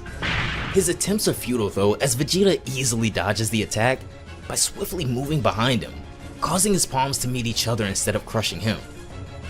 He turns back in surprise, only to be met with a singular punch from Vegeta so devastating that it almost appears to pierce straight through him. Utterly bested, he's sent flying over the crowd from the attack as the troops watch on in horror. Vegeta is completely unscathed though, and honestly unimpressed, as Lyric then attempts to attack him from behind, launching a blast which simply explodes on the back of his head, dealing no damage at all. He then uses the puff of smoke to his advantage and lands a direct knee on Lyric's abdomen, who coughs up blood from the blow. Fennel is all that's left as she readies her weapon to take a swing at his head from behind in a sneak attack, but he easily dodges that too via a swift crouch. Without even turning around to face his opponent, Vegeta uses his palms on the ground to support himself and pivot enough to launch a backwards kick straight at Fennel's abdomen. Coughing up blood, Fennel 2 is thrown a distance away and crashes into a mountain face, thoroughly defeated as well. The sheer might of this blow causes the top half of the mountain to break apart in two and fall down, crushing Fennel at its center. Following this very short but decisive encounter, all three admirals lay utterly defeated while Vegeta just balls his hand into a fist, unscathed, unimpressed, but his job is still the same, to make sure these Saiyans can hold their own and protect their people. The soldiers look at Vegeta in pure terror, but all his thoughts encompass are the grim realities of not being strong enough. You all look at me as some kind of monster, a bloodthirsty beast. But do you understand now how it feels to be weak? Do you understand what it's like to not be able to protect your own against an enemy that is far too dangerous? Meanwhile, the mountain piece crushing Fennel beneath it starts to crack and violently shatters in all directions, revealing the being at its center. Fennel has transformed into her Super Saiyan form and casts a deadly glare at Vegeta through her bloodstained face. "Sorry, my king. I had no other choice," she thinks to herself as she charges at him. Vegeta shows no concern for her transformation at all, but he will gladly oblige if they still don't get it, if his point still hasn't gotten through their heads yet. "Come on, guys, transform," she screeches at the fallen Ruba and Lyric, who had slowly opened their eyes. The duo begin to transform into their Super Saiyan forms as well, yelling out in determination through their dripping blood. Vegeta's response is nothing more than a sideways glance and a wide smirk, giddy about a slightly better, although still inferior challenge. Yet his fun is abruptly interrupted by King Sadala, who states, "Repugnant," in utter distaste. The king approaches the scene, followed by a multitude of robots, as he says, "As I thought. We can only rely on these robots nowadays. You all just keep getting better at deceiving me," he proclaims in anger, clearly not amused. "What a circus. Just let us finish our accounts. It's better for every," Vegeta attempts to say, but is abruptly cut off by the enraged king, screeching, "Silence! Settle your accounts, I do not care, but never use this demonic form on my planet again. If I catch you again, I will banish you," the king states firmly, the robots backing the command with their weaponry. Fennel looks down in shame and irritation while Vegeta powers down to his normal self as well and looks at Bulma. "Let's go, Bulma," he states dryly. Elsewhere in a swamp, Hid and Frost are slowly approaching a large monster in the water which seems to be a target of interest. Upon noticing them, it quickly submerges its head beneath the water surface and darts off in the other direction at high speeds. "I've been swimming at full speed for about 20 minutes now. I've lost them for sure," it thinks vainly to itself. Yet when it turns around, Hid is silently standing there, casting it a dead and unimpressed glance. Both shocked and enraged at Hit's persistence, the monster launches an attack of spiked scales at Hit from its left arm. "Now, the time lag," thinks Frost from behind him as he readies his time lag technique in front of himself. The spike scales approach him, but Hit easily dodges the first ones by tilting his head to the side.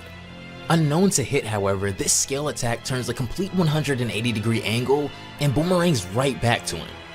Only noticing this at the last moment, Hit turns his head around to see the scale get sliced across thanks to Frost's beam attack. He looks to Frost, who smirks and says, "You're welcome," which he simply shakes off.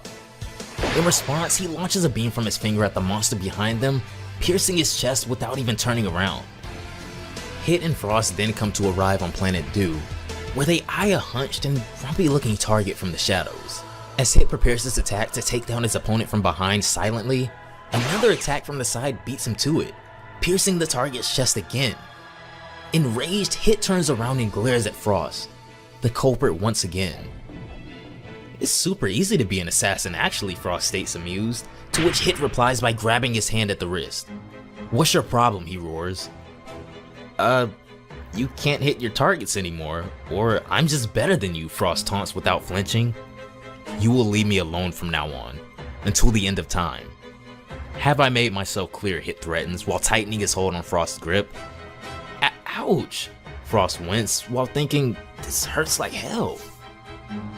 "I accept under one condition," Frost claims while putting up a bold facade. "Prove your superiority to me. Come on, fight." He challenges Hit head on after getting his wrist free. Hit is unamused, however, but looks on with a grim expression. Meanwhile, while the multiverse readies itself for war, in the palace of the Grand Priest struggles in agony in his throne. "Grand Priest, I've tried everything to cover for you, but the kings will find out sooner or later," an attendant states. It's not a big deal. Don't put yourself in more danger," the Grand Priest staggers to say, with veins popping out all over his face. "Right," replies the attendant, while the priest attempts to steady himself once again. Elsewhere, beneath the tent on a floating inverted pyramid, Toppo, Margarita, Gohan, and Jiren look at each other in suspense. Margarita and Dispo avert their eyes to the burnt out and bandaged Velmod following his transfer of power and duties to Toppo. "If Lord Velmod starts Gohan, but is stopped midway by Jiren, who states Margarita has no right to bring him back to life, nor to discredit his years accumulated all at once. Nevertheless, there's still hope that Lord Velmod is still with us, and if so, she's keeping him alive at the moment." "I see. That said, now that I'm here, you know how I share your sense of justice," Gohan goes on, "which is why I like to join the Pride Troopers." Jiren can only turn to look at Toppo as he says, "You really picked the wrong time if you ask me." Embarrassed, Gohan sincerely apologizes, showing them the utmost respect, saying that he really shouldn't have bothered them at a time like this. Surprised at this response, Jiren looks up and states, "That's nothing," as Toppo continues from there. "Listen, Gohan," Toppo says, "we're a little bit tensed up since we hastened the Divine Immortality handover ritual, but we don't blame this on you." Jiren then goes on to explain, "However, we can't just let you become a Pride Trooper out of request. So if you agree, you'll follow us on a mission and we're going to rate you." "Of course I agree. Thank you, Jiren," Gohan shouts out in joy, his face glowing now. The moment is short-lived, however, as Dispo's ear twitches as he commands silence. He then fixates his eyes on Velmon's body and then shouts out, with tears moments away from flowing from his face, "I can hear his breath! Lord Velmod is alive!" To the utter surprise of Gohan, Jiren, and Toppo too shedding tears of relief and happiness now. Our story then takes a slight shift to a very interesting place called Monster Island, where a shooting star of sorts crash lands with a loud sound, attracting 17's attention. Out of the huge smoke cloud, Pepperoni pops out, coughing profusely amidst broken trees. "Damn robot, it's gonna take a few more tweaks obviously. Anyway, here's to us, number 17, he states as he takes a gadget out of his coat pocket while adjusting his monocle. "You're that guy from Universe 3, Pepperami, right? What are you doing on my island?" Android 17 asks from a tree branch above. Utterly surprised, Pepperoni states, "But that's impossible. My tracer indicated that, only to be cut off by his gadget buzzing, you have arrived. I see, Pepperoni states. Pepperoni, number 17. I'm here because I have a proposition for you. How about teaming up with me? I went so far as to create an android based on the DNA of the Supreme Kai of my universe to come to yours, he states vehemently. And to get to me, you took my DNA too, Android 17 asks in suspicion. Just a hair of nothing, he replies blandly. Don't you dare ever do such a thing again, 17 threatens before getting down to his level on the ground. Alright, Pepperoni agrees, as the android continues. And I'm not interested in your proposal. Pepperoni is adamant though. But take a step back. Think about your family, how will you defend them, he urges. I don't need you to defend them, 17 states with determination. Pepperoni now grows angry. Do you have any idea who the enemies are this time, he barks. It doesn't matter. If you die, you die. That's just how it goes, 17 states as he walks away, much to Pepperoni's disbelief. Dad? A meek voice calls out, grabbing 17's attention right away. He turns around in utter surprise and shock to see Sapphire and Pearl in front of him. Sapphire, Pearl, what are you doing here? He yells out. I took them to play and we overheard you talking, darling, states his wife as she appears behind them. While his daughter clings to his wife's dress, calling out, Mom, Mom. His son looks at him with tears in his eyes. Dad, we don't want to die. And we don't want you to die either. His wife proceeds to wipe away their tears, embracing both of her children. No one is gonna die, my loves. We have many years of joy left to live. This moment right here sparks countless memories of 17's beloved family in his mind as he stops in his tracks, rubs the back of his head and states firmly, Fine. What's the plan, Pepperoni, he says, as more and more alliances are created every chapter within Dragon Ball Kakumei, but the threat of Kansei and the Erased Angels is still far out of the leagues of everyone involved right now.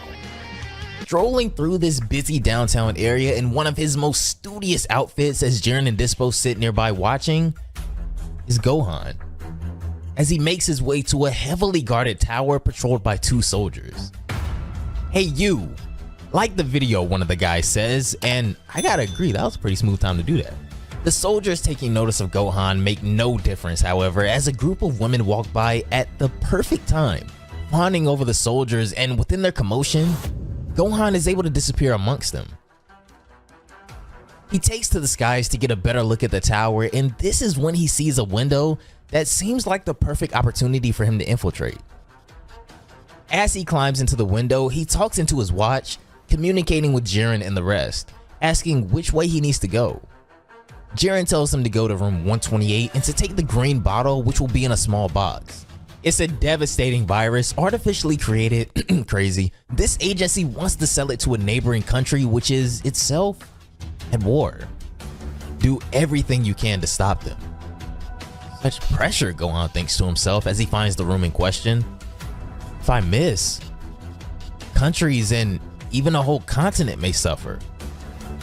I'll only have one chance. Let's go, he says, opening the door. On the other side of the door of room 128, a group of who all resemble something along the lines of mobsters sit around a table dressed in heavy business attire. Who are you and what do you want? One of the ambassadors says as they all take note of Gohan entering the room. I'm a financial controller and I'm here to audit you, Gohan says, as it doesn't really look like anyone believes him too much. Conveniently, however, the virus is closest to Gohan on the side of the room, so he has to decide exactly how he wants to approach this. Dad, what would you do in my place? Gohan thinks to himself. Hey Gohan, need some advice? Goku says, appearing as a figment of his son's imagination in a time of need. Yeah. Well, Goku begins, if I were you, I'd evaluate the power of my opponent so as to defeat the strongest first. That way the others would just leave without worrying about the bottle. I should have known, Dad, Gohan says. Thanks, as Goku bids him farewell and a good luck. Gentlemen, Gohan says as he hides something behind his back in his hand. I've thought about it and everything seems to be in order here. He tosses something across the table at them that explodes, creating a blinding light as Gohan grabs the tank with the virus and takes off. Sorry, Dad, he thinks to himself. I didn't want to hurt anyone.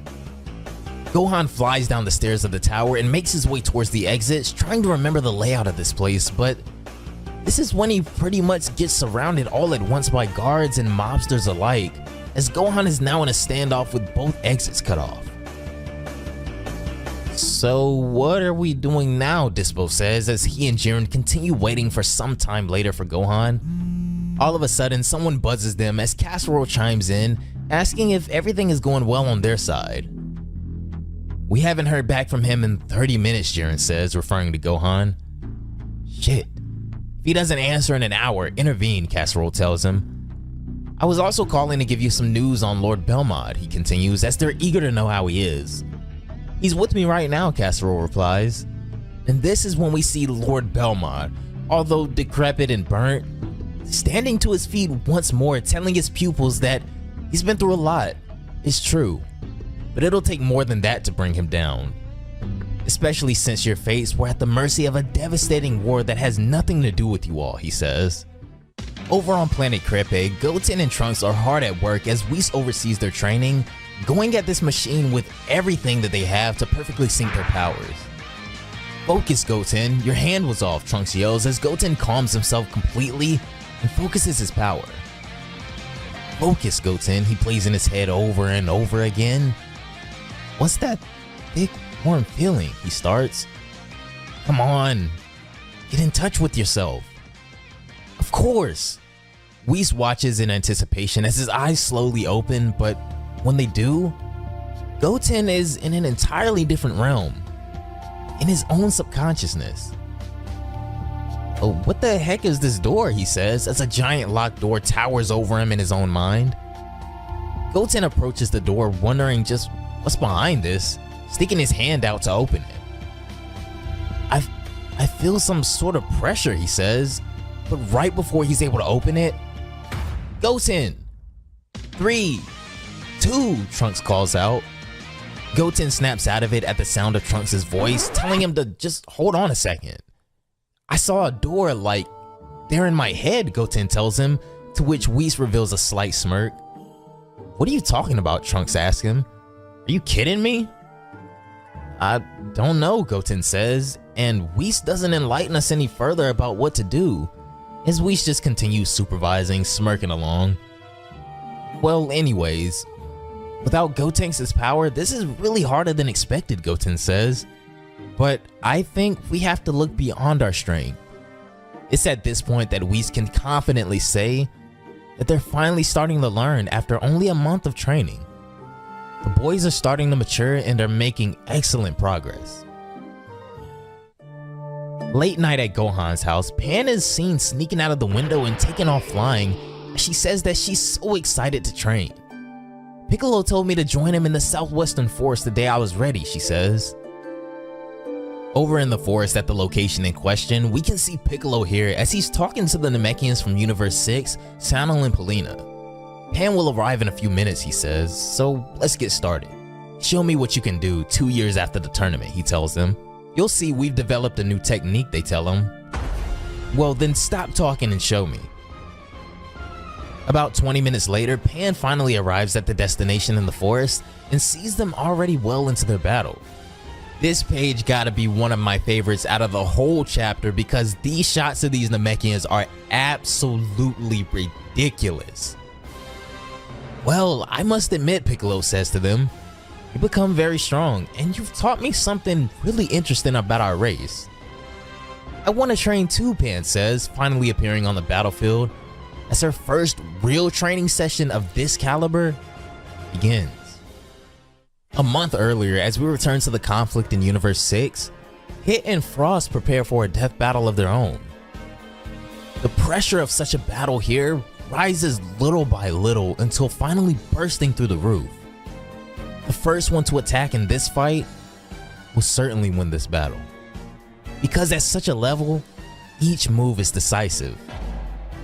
Hit's first time skip attack completely crumples Frost where he stands, as his confusion sets in about how Hit was even able to pull that off. "It feels like his hand is on my heart," he says, writhing in pain, as if he was pressing it and immobilizing the rest of my body with chains.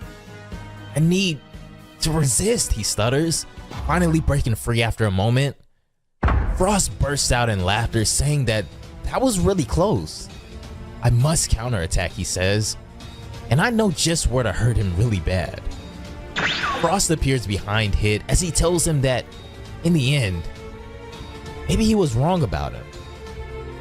"You don't hate your life," Frost tells him. "On the contrary, you love it.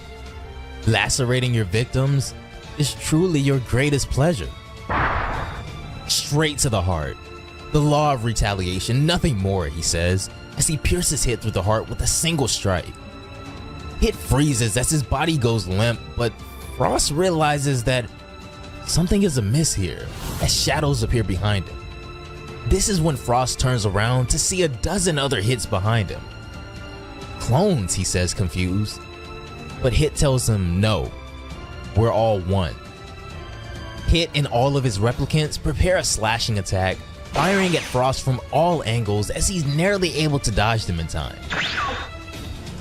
"That was a close call," Frost says, jumping out of the way. But if he thinks he's gotten away unharmed, he's sadly mistaken. It took every bit of speed Frost had to dodge all of those attacks, but Hit's precision is unmatched, as Frost realizes that his leg was the casualty of that last attack. "Wait, what's happening to me?" Frost says, as he begins to get dizzy and lose consciousness, Hit closing in on him. The last thing he sees is the assassin's face. A month later in the current time, we return to planet Sadala to see Vegeta hard at work training the Saiyans. Vegeta at this point is still easily overpowering all of these guys, but he's enjoying being around all of these Saiyans with a thirst for strength and bettering themselves like he does. You almost kind of feel bad for Vegeta seeing him on Sadala, because this really could have been him in Universe 7 in a different timeline, coaching and living amongst his other Saiyans. "Let's take a break," he tells his group of Saiyans who are completely worn out. "We'll be back in 10 minutes. Vegeta flies in the air, scouring the training ground, looking over everyone and everything. Although there aren't many of them, seeing them train fills me with pride, he says. "Here's your problem, Caulifla," Ruba says as Vegeta goes in to check on the next group. "I don't understand anything," she says. "You told me to prepare a move in advance, but you also told me to go for it."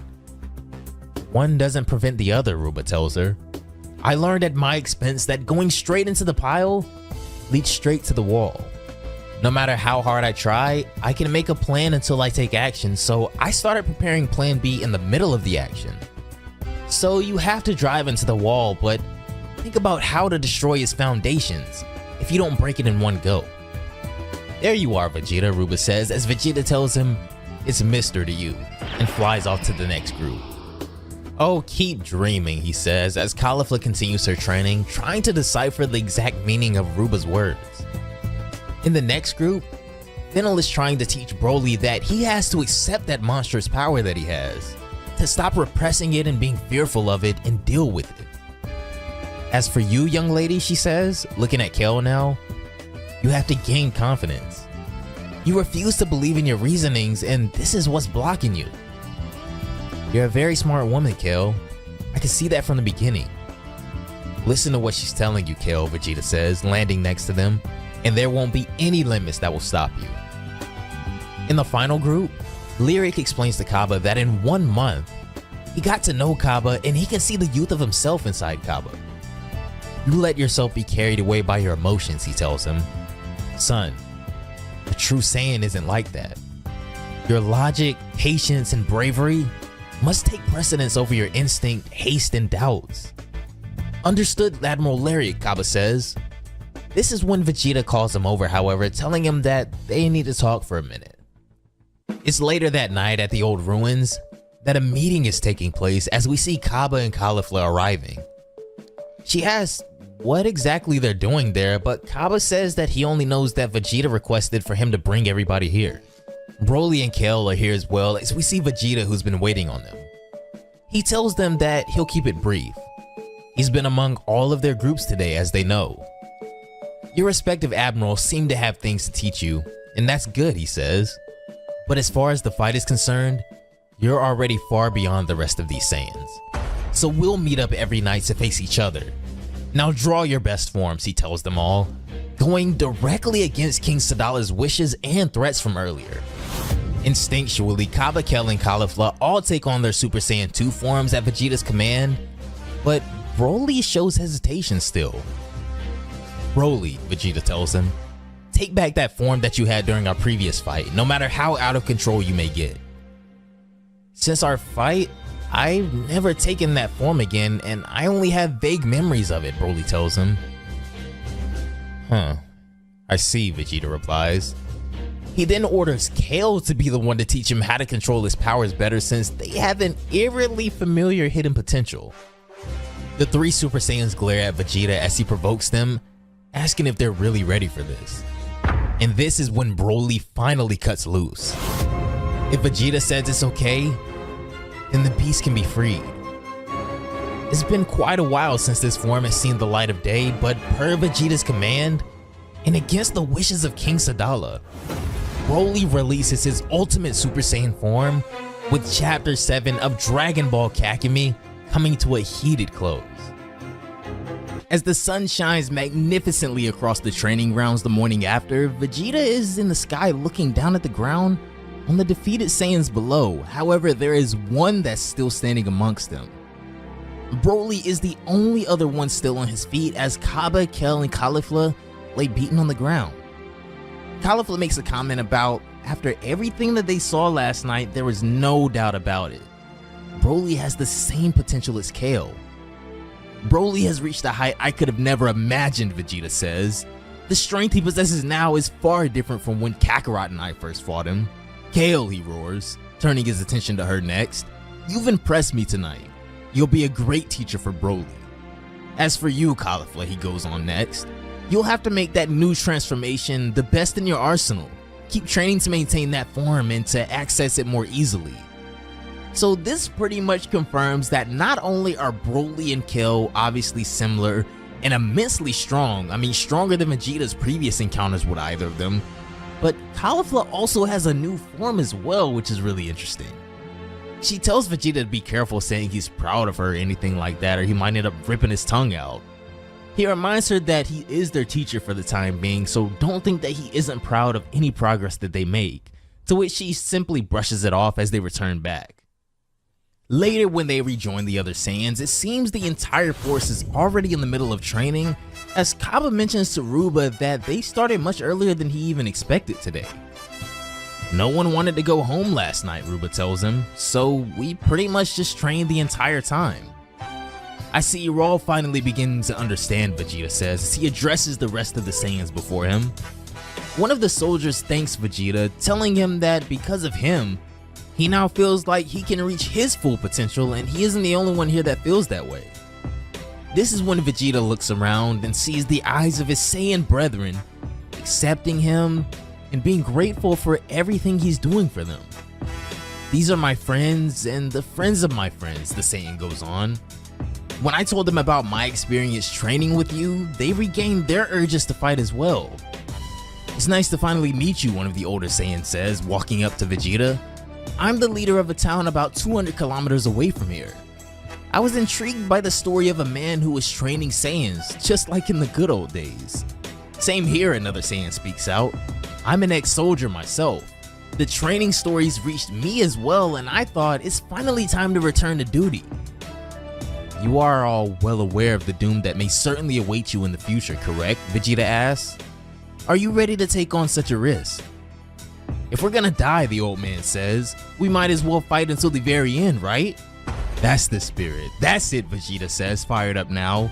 It's not too late. We might just win this war, Kakarot. Elsewhere later on, we see Bulma sitting with Rapini having a friendly discussion over tea. I've told you so much about my children, but you haven't really told me anything about yours. What are your kids like? Bulma asks. Rapini replies, well, you already know the most important things. My son Peppino, he's about the same age as Trunks. Well, the present Trunks, I guess. I know that story sounds crazy, it's hard to believe. I'm sure they'll get along great though, Bulma assures her. Oh, come on, I believe you, Rapini replies. This is when Bulma asks if Rapini's husband is training with Vegeta or something. I've known you guys for a week, but I've never seen him out there. Oh, my husband? Fighting? I'd love to see that, she chuckles in response. Bulma is shocked to hear of a Saiyan that doesn't like fighting though, but this is when Rapini tells her that her husband isn't actually a Saiyan, he's a Tuffle. Tuffles are a very technologically advanced race similar to the human race that lived on planet Plant with the Saiyans. A Tuffle? They still exist in your universe, Bulma asks? Of course they do, Rapini tells her.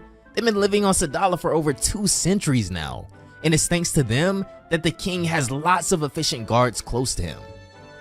This is getting very interesting now, so those guards that are around King Sadala were made by Tuffles. The Tuffles spend most of their time in their laboratories just north of the capital. They work hard every single day finding better and better ways to protect our families. So your son is half Saiyan. He already has a lot in common with Trunks, Bulma says gleefully. Peppino, who again is her son, isn't entirely Saiyan, she says, so he has the intelligence and creativity of his father while also having the strength of my people. He is truly a brilliant kid, Rapini says proudly. That's amazing. I hope to meet both him and your husband soon, Bulma says. This is when she also asks if maybe it's possible that she'd be able to go and see one of the Tuffle labs as well. Well, Rapini goes on, it's kinda difficult to get there even if we had a car permit. But you're just in luck. I'm a great woman with an even greater husband. He should be back tomorrow. He might agree to take us there. You mean I could get to go there as soon as tomorrow, Bulma says excitedly, to which Rapini replies, well, yeah, as they go on to celebrate the coming revolution of Sadalian technology. 1 month prior on planet Calumet, we see Basil and the rest of the dog trio speaking to Krillin and the others, asking just what it is that's even brought them here. Gohan told us that training with the 3 of you would help us prepare for the upcoming battle, Krillin speaks up. Ha! You training with us? They all laugh in unison. Wait, what were you saying about a message earlier? Bergamo asks all of a sudden. Krillin, Tien, and Yamcha look around kinda confused. You mean the message from the Grand Priest, Tien repeats? You don't remember that or something? Bergamo and the others are still kinda lost as Yamcha realizes that this could mean something very troubling. The Grand Priest's message must have been stopped by the clouds that cover planet Calumet, Krillin says. That would explain it. Wait, are you telling me there are thousands of planets that don't know about the situation because of a problem like that, Yamcha yells? With Krillin seeing that now they'll just have to fill them in on everything. Well, if that's the case, let us not waste any more time, Bergamo says after being briefed. I need to see just what you guys are worth. As the 3 Earthlings prepare for battle, the trio powers up looking just as menacing as they always do, but potentially underestimating their Universe 7 friends. The battle begins as the Earthlings show amazing potential against the dog trio, and I gotta keep it up, Buck. The art is just always the icing on the cake. I can never get over how incredible this always looks. Krillin tells the others to remember just what this is all for and why they're here. We're here to shatter our limits and push far beyond that, Tien says. Let's show Goku that all the years spent with him have served us well. The battle continues to rage on, but this is when the 3 Earthlings reunite in the middle of the battlefield, with Krillin asking Tien and Yamcha if they're ready. The 3 fire a massive beam in unison together, with Bergamo saying that he didn't think these guys would show this much promise as they combat the beam. Basil comments that he doesn't understand, however, especially those 2 bald guys who weren't all that in the Tournament of Power. They're just like us, Bergamo tells him. Their true strength is in their collaboration, their teamwork, but separated, their individual power is glaring. With Krillin, Tien, and Yamcha putting everything they have into their final attack, a huge explosion occurs as the attack dissipates, leaving a massive crater in the ground, but the victors wouldn't be the Earthlings this time. Even though they may have lost, the Earthlings have shown amazing potential to Bergamo and the others, as even he admits that he almost got a little serious there himself. So I guess we should find a place to rest and heal them up now, he says. In the meantime, while everyone is putting in this work and busting their butts in training, we return to Sidra's planet in the presence of the gods. We have almost 2 years to finalize our little scheme, Sidra says to Ro. We need to get ahead of them and strike first, before they're able to react. Wait, what the heck is going on over here? This is when Mojito turns around, hearing that little suspicious comment he just made, as he walks over to him demanding to know just what they're talking about. Nothing important, Sir Mojito, Ro says, but Mojito demands that they answer the question that he just asked. What were you talking about? Really, we weren't talking about anything, don't worry, Sidra repeats, but Mojito wouldn't be so quick to let them off the hook. Well, he says, towering over them now, I'll be watching you all the more from now on. Sir, Ro pleads, it's anything but what you think. I can assure you that we would never, ever allow ourselves to act in this way without consulting each other in the face of such divine conflict. Good, Mojito replies, as a very strange encounter comes to an end. When Krillin wakes up, he looks over to see Yamcha bragging to the others, saying, I told you he'd wake up without a senzu bean. Stop being so proud and be thankful, Tien tells him. Krillin looks at the state of themselves and can only honestly wonder, if this is their condition now, then what's gonna happen when they're faced with more numerous and dangerous enemies? Well, we got a little bit less than 2 years left, Yamcha begins. We'll learn. Anyhow, how will we know when the war will start? Lord Sidra and Ro will warn us, Bergamo says. We can trust them. This bald man here must be able to see through the clouds with that front eye of his, Lavender says, as everyone laughs but Tien, of course, who doesn't think it's so funny. Where did that eye come from anyway, Basil asks. This is when we actually get a pretty cool recent explanation of Tien's lore and ancestry a bit. I belong to the clan of the Three Eyes, which has this particular feature, he says, but it kinda doesn't exist anymore. During my childhood, the wise men of my clan loved to tell old stories about the power of the third eye. Some spoke of a divine power, others spoke of a prophetic sign, and some people outside of our clan even saw us as demons.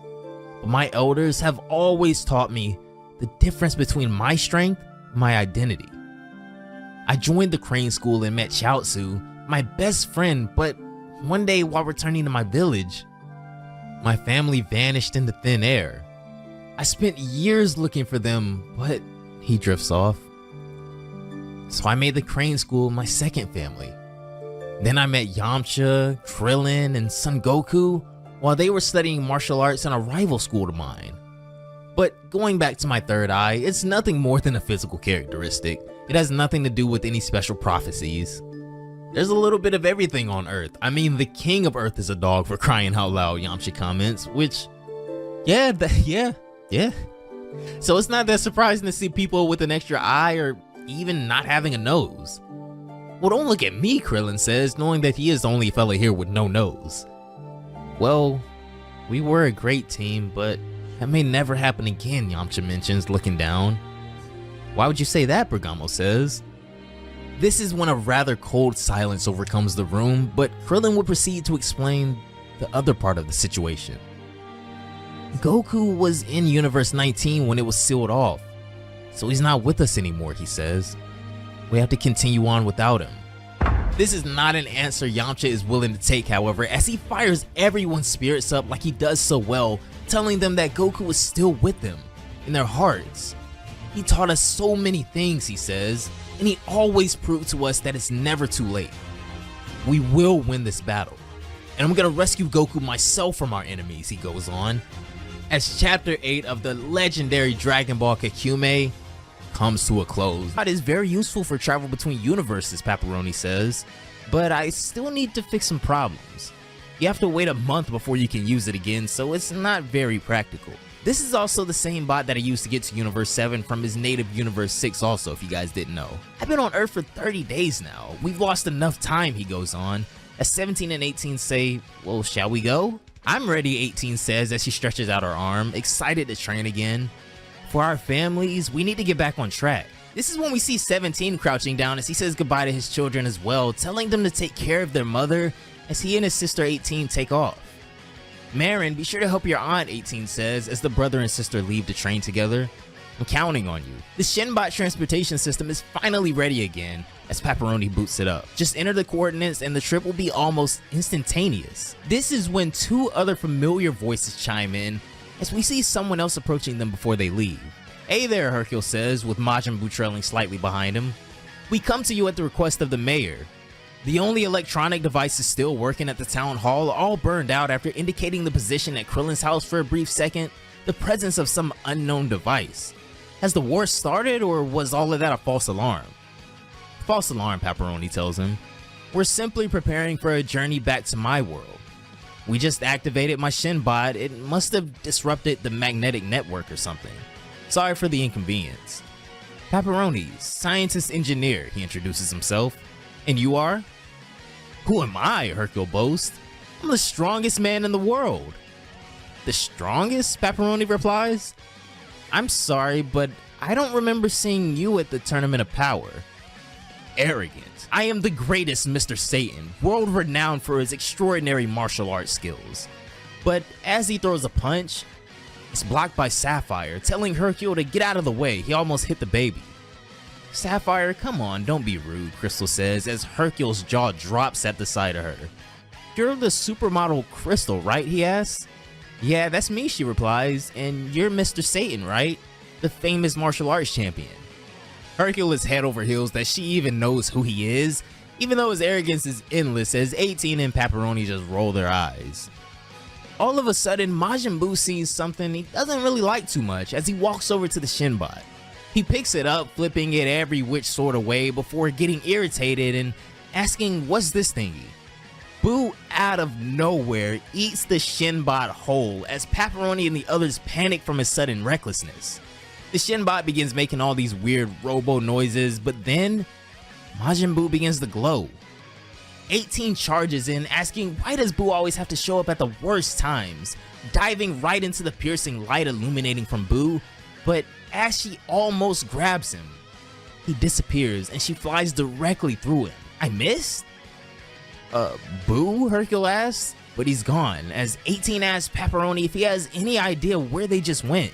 He activated the Shinbot without entering a new coordinate, Pepperoni begins with a frustrated look on his face. If he teleported, it's because the destination was chosen randomly when Shinbot was in his mouth. It's impossible to find them now. But there was already an area selected before, right? 18 says, panicking. This is when Pepperoni replies that yes, it was Universe 7, so if Shinbot is gone, then that means the area has been changed. I knew this would all amount to nothing, 17 says, as Hercule chimes in saying that he doesn't understand any of this magic mumbo jumbo, but where is Buu at? He asked Pepperoni. Shockingly, however, Buu's destination would be nowhere nice, and nowhere simple to come and go from. The next time we see Majin Buu, he would be in a crater, being overlooked by dozens of devious-looking beings, trapped in the demon realm as the search for Majin Buu begins. Off in Universe 11, as Gohan's trial to become a Pride Trooper heats up, he's been cornered by enemies after being exposed as a fraud by mobsters. There's no way you're getting out of here with that bottle, one of the mobsters says. Put it down and put your hands up. Gohan would go on to close his eyes, concentrating and sensing the energy around that area more clearly as they take aim at him. He tosses the cube with the vial in the air before taking his glasses off, saying that he really wishes he didn't have to hurt anyone, but they leave him no choice. As one of the guards attempts to shoot at Gohan, he easily snatches all of the bullets out of the air with a single hand. That was pretty dope, I'm not gonna lie. As he opens his eyes, a shockwave knocks back the entire force of soldiers, taking out the first wave of enemies.